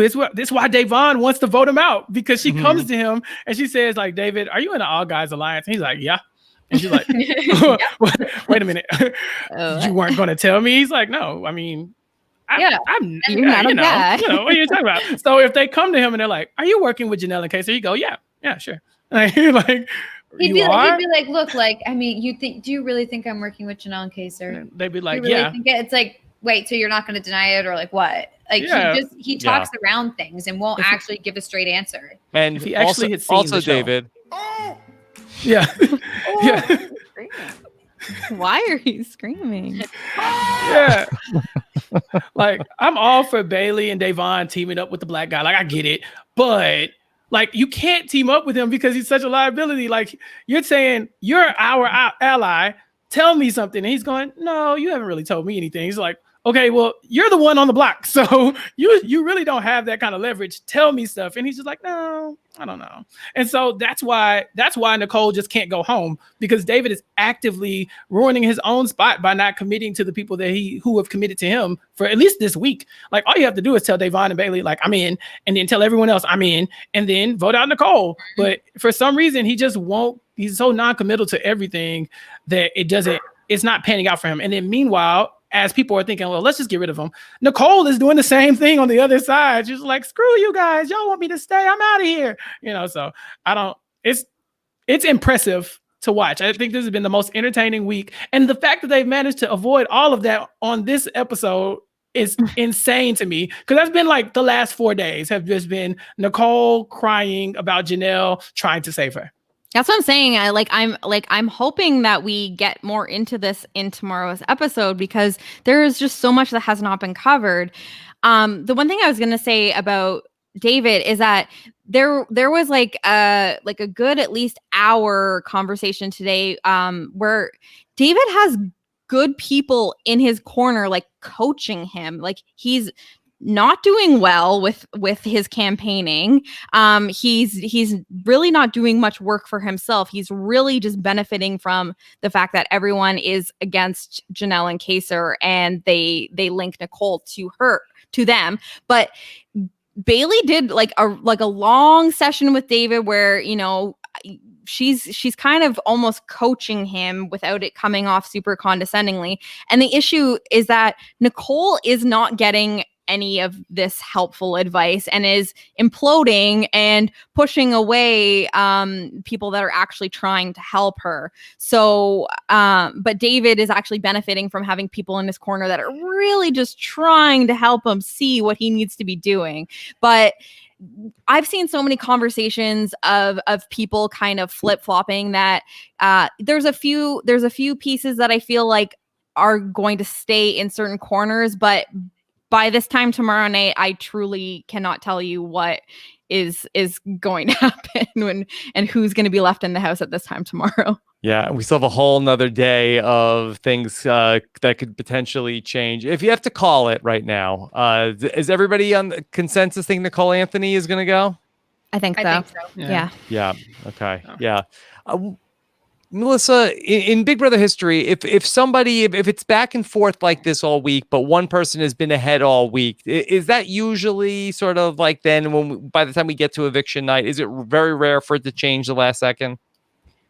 I would say that normally that would be the case, that it would not flip at the last second unless something happens. But like for the most part, if it's just people going back and forth, people usually tend to stick with what they initially were going to do. So I do think we have David staying and Nicole leaving, barring, Nicole doing a house meeting like she was talking about, David really imploding, there could be any number of things that happen between now and tomorrow, but I do think at this point David's gonna stay. Yeah, Chappell, like last season there was that 1 week where I think it was Kat and Sam that were both on the block, and then it was Sam was going home,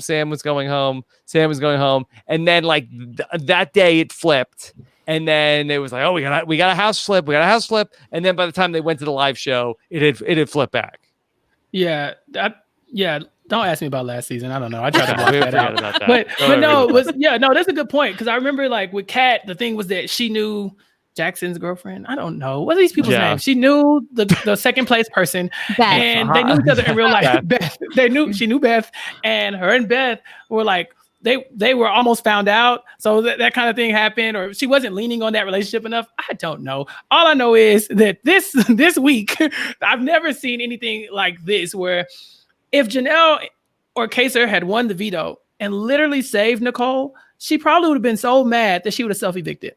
She probably would have walked out the house because her head would have exploded. Like, why are you trying to get me out of here? You're just stringing me along. So I think she would have lost it. So I personally, for myself, for my television pleasure, I want her to stay. I want her to be in the house all like as the foil to everybody's plans, like Chicken George. I want her to just be around because David is not good TV, or good feeds. But Nicole, like literally, like listening to Janelle say, like, I really want you here, and going to Kevin and going, she's so condescending. She's like, I really want you here. Like that is entertaining to me. I don't know how she does it, but I never want her to go ever again. She's my favorite player. If she's not America, she's mine. Wow. Wow. Yeah. She gets my vote today. It was Keisha last week, and now. What am I? I got a bad track record. Yeah. You know how to pick them. Melissa, anything else that we should be following at this hour on the feeds? Not really. I feel like all of it is interesting, but it's hard to say whether it actually means anything. I mean, there have been conversations with like Ian and Kaser, for example. Like, I love those conversations because it gives me hope that something might happen to like switch up the season, because they both talk about like, we need to do something. We can't just like ride this out. But then it kind of ends with like Ian being like, okay, so you need to win HOH. It's like, okay, well, that doesn't really do anything for anyone. And so I just feel like unless we get a Kaser or Janelle HOH this week, we're not gonna see anything really come of these conversations that like seem fruitful, but like don't really.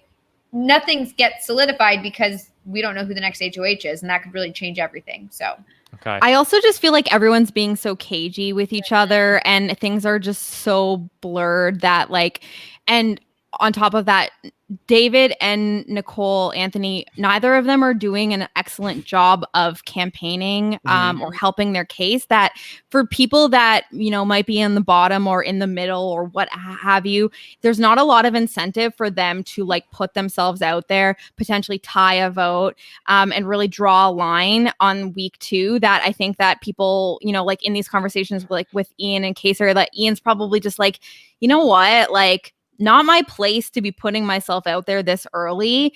If I, you know, get power next week or Kaser gets power, then we maybe start talking about things. But like, I'm not going to like throw any potential connections away without knowing who's going to be in power next week for David or Nicole Anthony. Like, it's just not worth it to me. Yeah. And you know what? We might as well like rip the Band-Aid off. Put Kaser and Janelle up on the block next week. Let one of them go. We'll get a lot of fireworks next week. You know, one of the things in Big Brother 12 that was so effective for the original brigade was that Brendan and Rachel were there. And it was Brendan and Rachel fighting against the house. And they were able to actually stick around for a long time until they got separated. And it really helped confuse the rest of the house. Everybody's so focused on what Brendan and Rachel were doing. So if you get Kaser or Janelle out of the house, the other one has a chance, and then we can move forward with the rest of this game.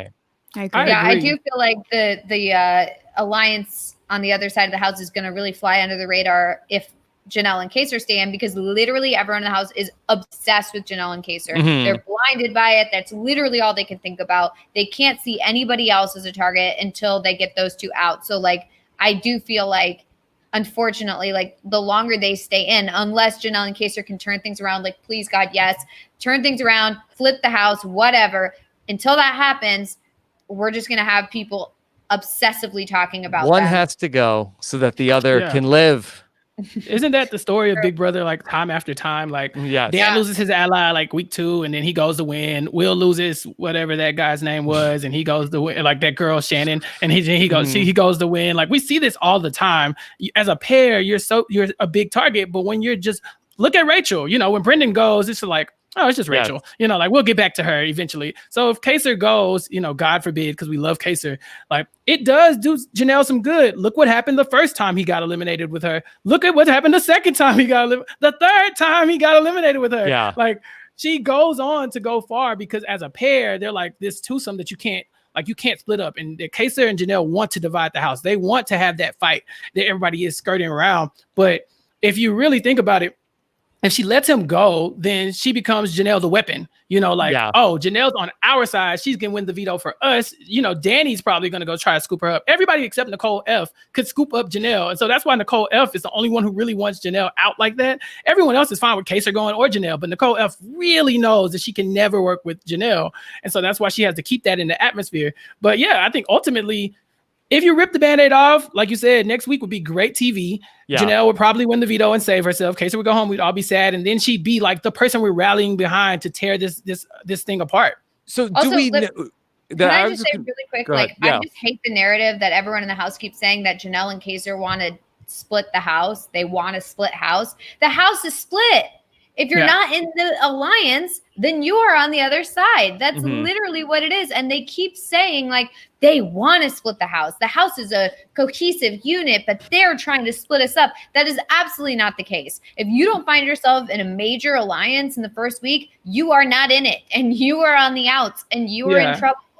And I think that's what I'm trying to say is that they don't want to split the house because it's already split, but they do want the lines to be defined, right? We want to know who the bad guys are. We're the good guys. Who are we aiming at? Because right now, with the way the alliance structure is set up, first of all, it's a flawed idea anyway that the core alliance is 4 people, right? Like they think about the brigade like that, but think about the last big alliances. Like Derek's alliance was like 17 people, and then Undeniable was 35 people, and then Ungrateful was 64 people. Like all these alliances are huge. So when you go to like someone like Christmas and you're like, there's 4-person alliance and you're not in it, like. Yeah, because it's a 17-person alliance and you're not in it. And so they really need to define the sides so they'll know who they're shooting at. But it doesn't behoove the rest of the house to give into that. The rest of the house is fine with them being the targets because as long as it's not me, who cares if it's you, And so I think that's even why Memphis wasn't willing to show his cards this week. He's just like, listen, I'm not anybody's number one target except David. And what is he going to do? So I think that's where they're trying to draw that line in the sand and say, this is what's going on. Come with us. And that's Kaser's superpower. That's what he's good at. And they need to get rid of him and it would be good TV. I have a tinfoil hat theory. Janelle and Kaser up on the block next week completely divides the house over who does the alliance want to send out more. That's what opens up the rift of okay, fine. Janelle and Kaser on the block. Who are the people that have to have Janelle go home, and who are the people that say Kaser has to go home? That's that what would be splits the good. big alliance. Yeah, 'cause they can't agree who has to go. You've got Nicole Franzel that is gunning hard for Janelle, and you've got like Cody that is like ready for Kaser to go. Yeah, that actually could be the thing that divides this alliance. Yeah, and then coup d'etat, and they both get to stay. Okay, all right. Let's take a couple more questions here tonight. This is one from Cade who says, "Is Memphis making a mistake by keeping the nominations the same, or is it smart because Kaser and Janelle aren't going after him, and they will always be bigger targets than he is?" It's fine.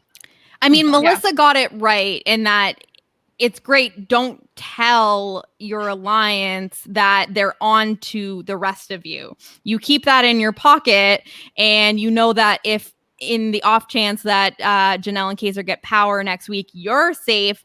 And worst case scenario, they go after one of your allies.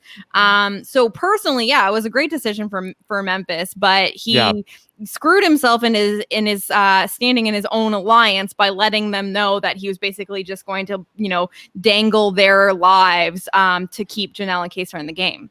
I liked in the episode, there was one point where Danny Donato is talking to Memphis, and she's like, "Yeah, I just really think that, Janelle and Kaser, if they're knowing about us, like maybe there's something that we can do." And Memphis is like, "Oh, are you saying you want to backdoor somebody?" yeah, that's what they're saying. Like, I just like that. He's like, oh, like, I got a 5-finger plan for you. Okay, what we're gonna do is you want to do a backdoor. Listen, No. Memphis has never been HOH before, as we've heard of. Forget that. So, this is new. All right. Shannon says, "Why did the edit not show any of the Janelle-y that's been going on in this house?" My hope is they're saving it for Thursday. Saving it for Thursday. Okay. They could do a whole segment on it, like, everybody talking about, literally just everybody talking about Janelle constantly. Mm-hmm. Yeah. Okay. All right. Then Ryan says, "If Janelle or Kaser wins HOH tomorrow, is it in their best interest to target the big alliance? If so, who should they target specifically? I feel like Nicole and Cody are the biggest advocates against them. Plus, they're a pair being on the same season." All right. Yeah. Chappell, I think Nicole and Cody. Yeah, let's explore this. Let's give people some hope for 24 hours here. Let people have a nice dream on a Wednesday night. Kaser or Janelle wins the HOH. Who's going on the block?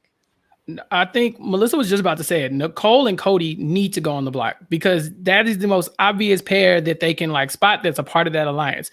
If they try to get fancy and use anybody else, it might not work out. Like if they let's throw Tyler up there. Like Cody will cut bait with Tyler. He will cut bait with Tyler. Or if they're like, "Oh, let's throw, one of these Christmas up there," they will cut bait with Christmas. Like you really need to go to the two of them because they're the most obvious pair, even though they're trying to not be the most obvious pair.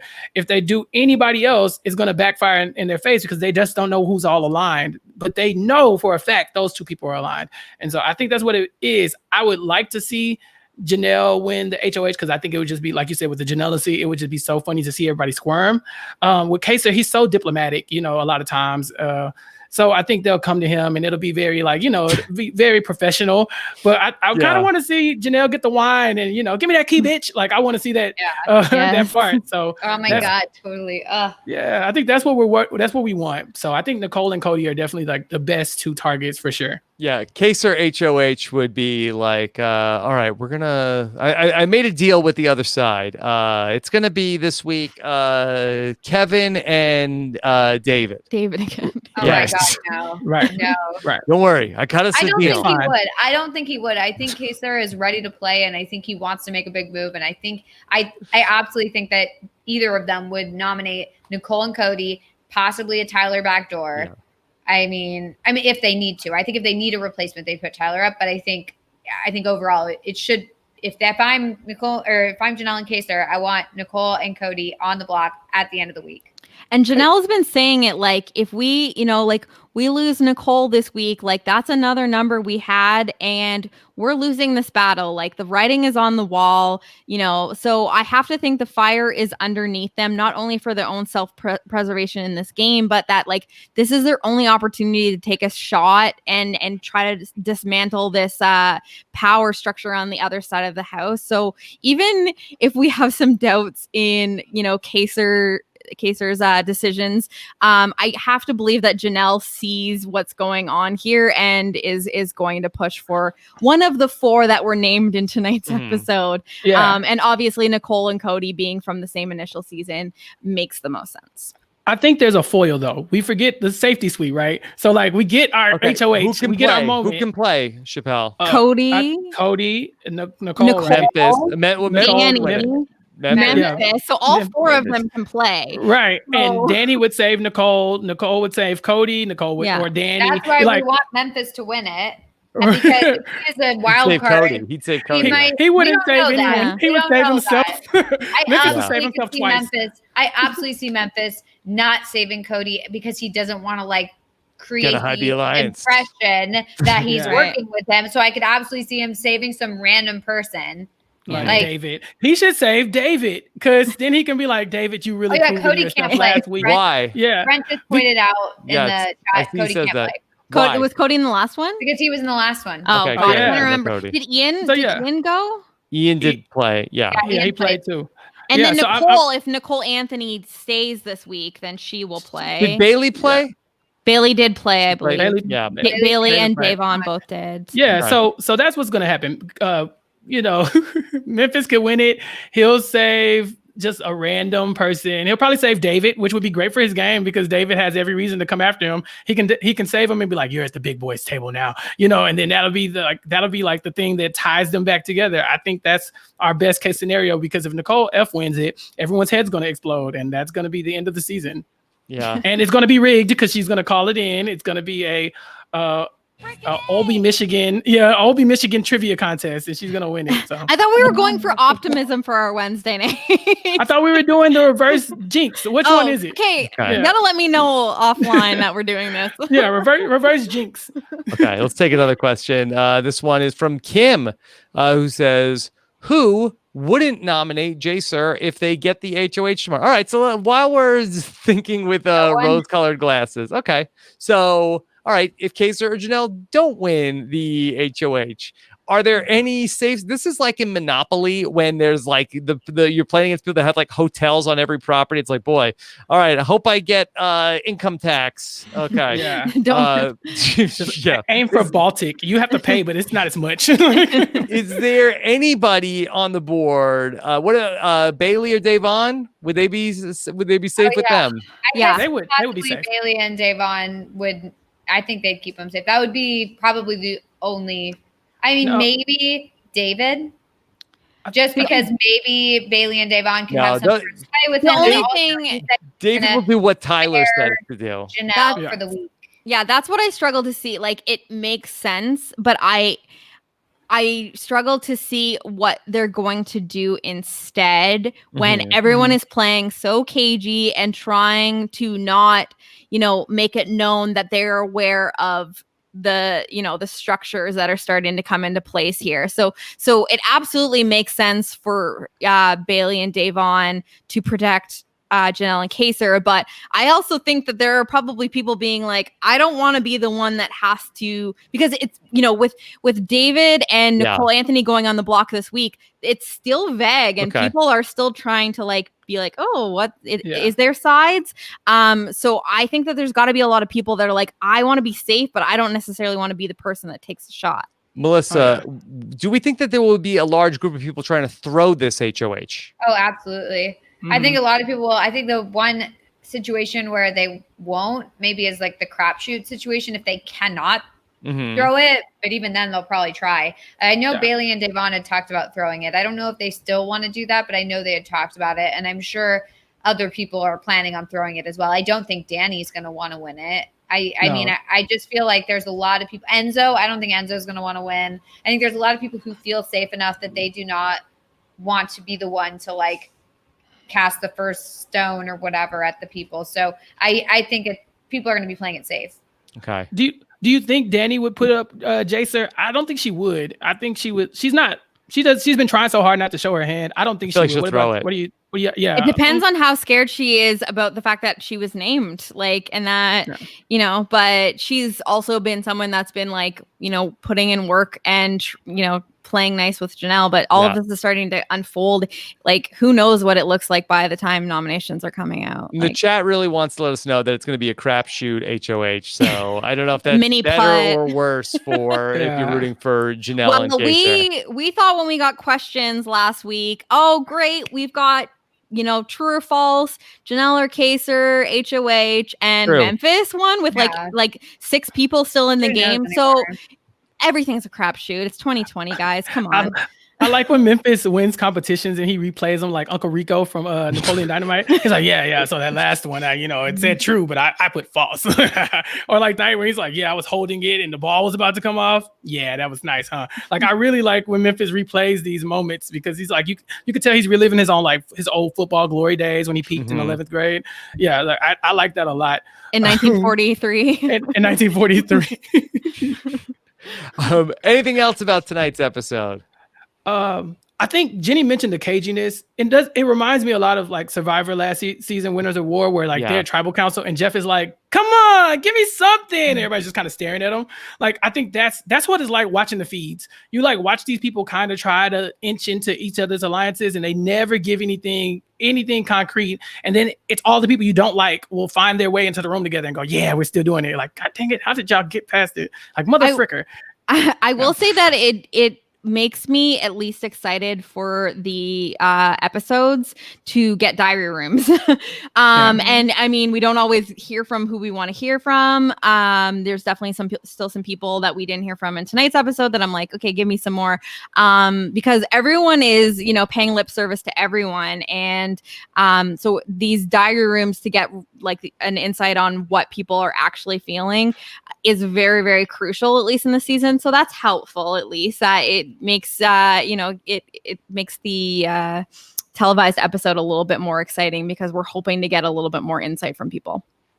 Okay. All right. Let's talk about what's coming up here on RHAP Has a Podcast and the RHAP ups and more.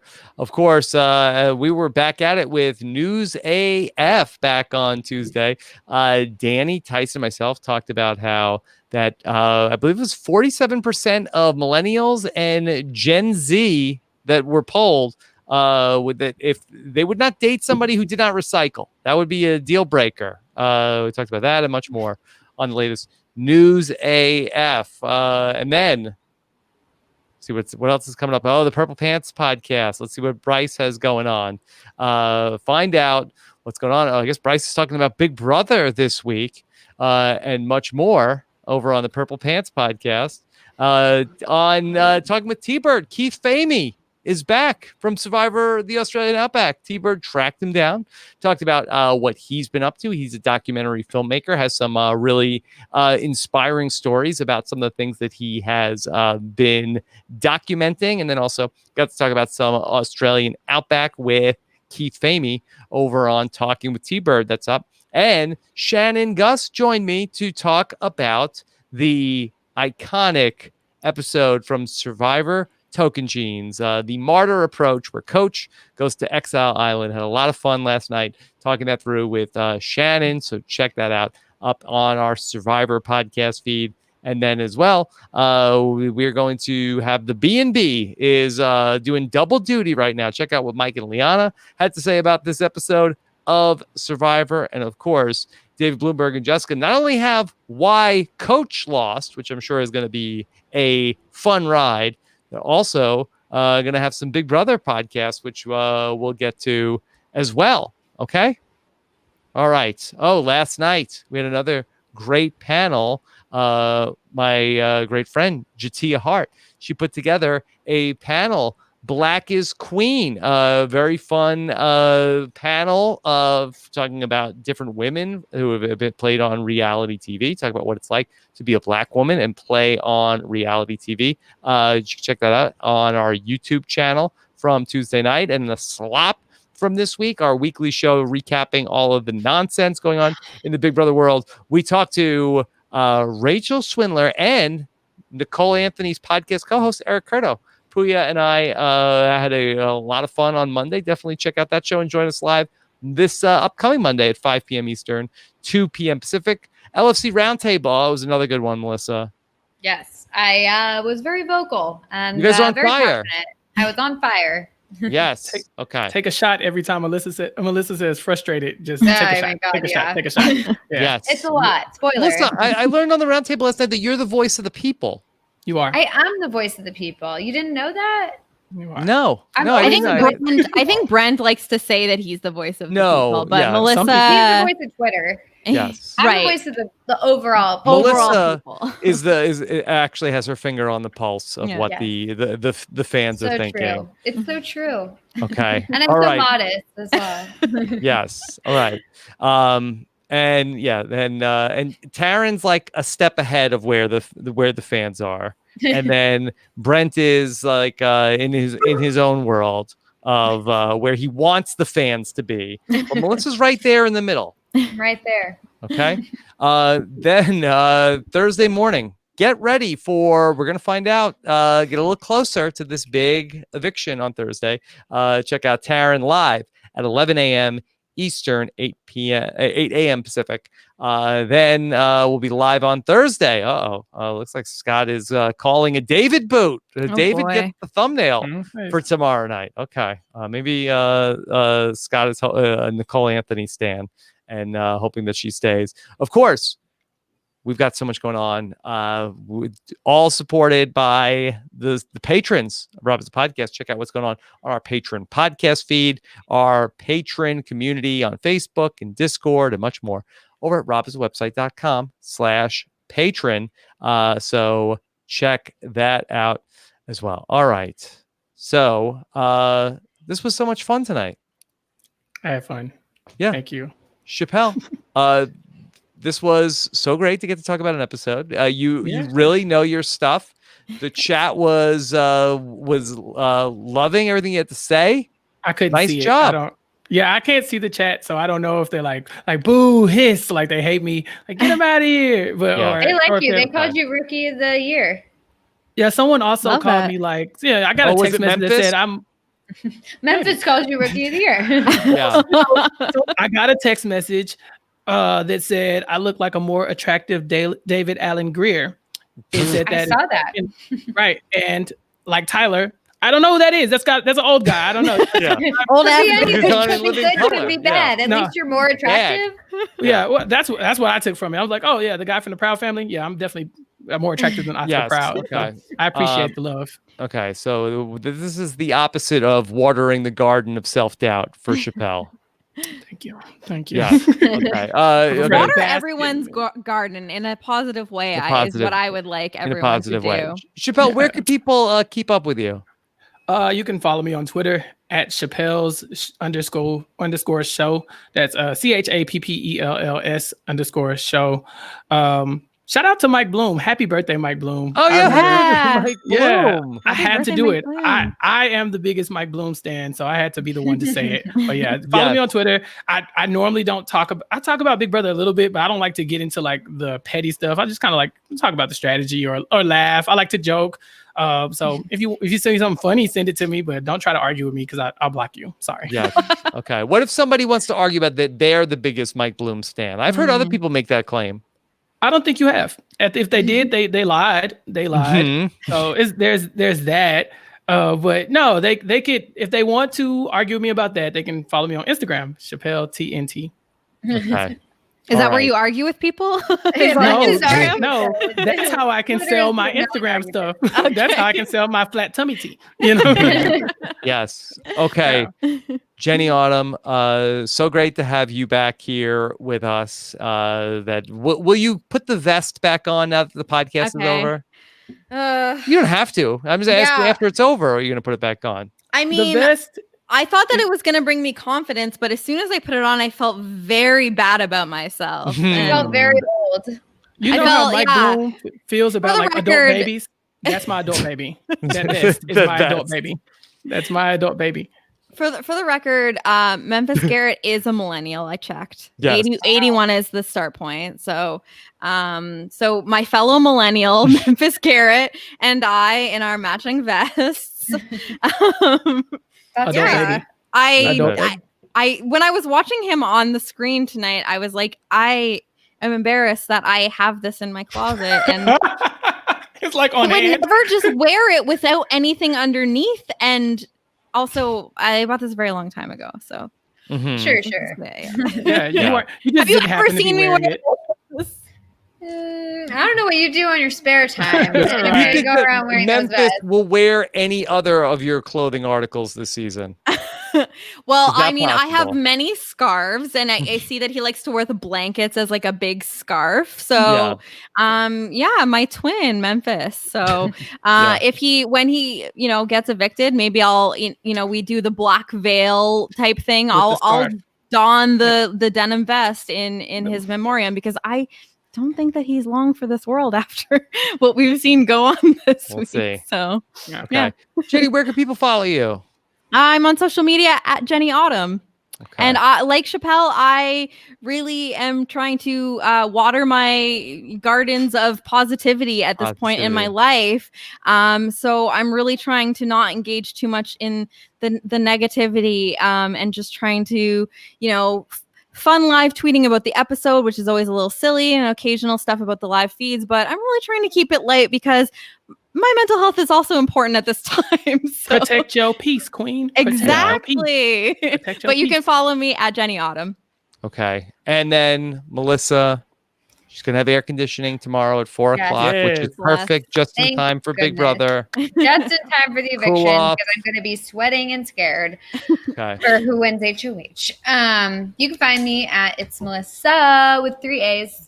I have to do it like that now that Taryn does it like that. Yes. On all social channels. Melissa, tell me about the 30 Rock cookies that you got. My brother got those for me. He got those for me for my birthday. He ordered them.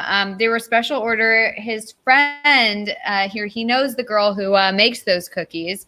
And he kept asking me, like, what are some 30 Rock quotes that you like? What are some moments on 30 Rock that you like? And I'm like, why? Like, this is like the weirdest conversation ever. And he, and then all of a sudden I get those cookies. They were months late, but that's because she's very busy. So I understand it. USPS, I hear, is having a lot of issues. Okay. Yeah. All right. The cookies are shaped like 30 Rock characters, like the Fawn. No, I wish, but no, they've got like the quotes on them and stuff. You can see them on her Instagram. It's like, or you can see them on my Twitter. It's Kirky Cookies is the girl who does it, and they're really good. They're so tasty. I wouldn't even want to eat them. I'm like, this is too... I haven't. Yeah, that's the problem. Yeah. I've only eaten 2, but I'm like, I have a dozen, and I'm like, I can't touch these. They're beautiful. You should have got the quote, the Survivor. What was it? The MILF Island quote about Deborah being like the standout from MILF Island on 30 Rock with that Survivor episode. You should have got that quote. Yeah, I would have framed that. Next time, get cookies from a show that you don't like. Get like some Big Brother 21 cookies, and then just Taco Tuesday. Maybe 19. Just eat them all. Then you won't care. Hulking Hex Rise before the wife. I'll get cookies with all the contestants' faces on it, and then when I'm angry with them, I'll just eat them, and I'm sure they'll all be eaten by the end. Yeah, slightly cannibalistic. I like it. Can I make one other observation that I keep saying from these episodes, that the storage room this season, was it like this last season? It is like a farmer's market in there. Are they expecting, like, after last season where it was like, whoa, we went through so much produce last season, we better get double for this year? Lots of watermelon. Every time I see like the beautiful displays of all the produce, I'm like, I want to be in there, and I want to be eating all that food right now. Like, it looks beautiful, and I wish I had like basically a market in my house. It's like Trader Joe's in there. It is. They're all stars. What are they going through? This is vegans versus parents, so they have to have the freshest produce in there. It's true. For the vegans. Chappelle, they have like so much protein powder also. Like, why can't they just have one and then give them another one when it's empty? Right. Like, remember back in Memphis's day in the 40s where you get like peanut butter and that's it. Like, you know, like now it's like protein powder and protein bars and, you know, shakes and like she said, vegan this and sugarless this. Like, are you guys even playing Big Brother anymore? Like you people, you don't know Big Brother like we know Big Brother. Where are the ants? The ants aren't going to eat this crap. The ants are like, yeah. What ant is going to come eat this? Like, nobody wants this crap. Did they get a note from CBS like, storage room looking a little empty? It's kind of sad.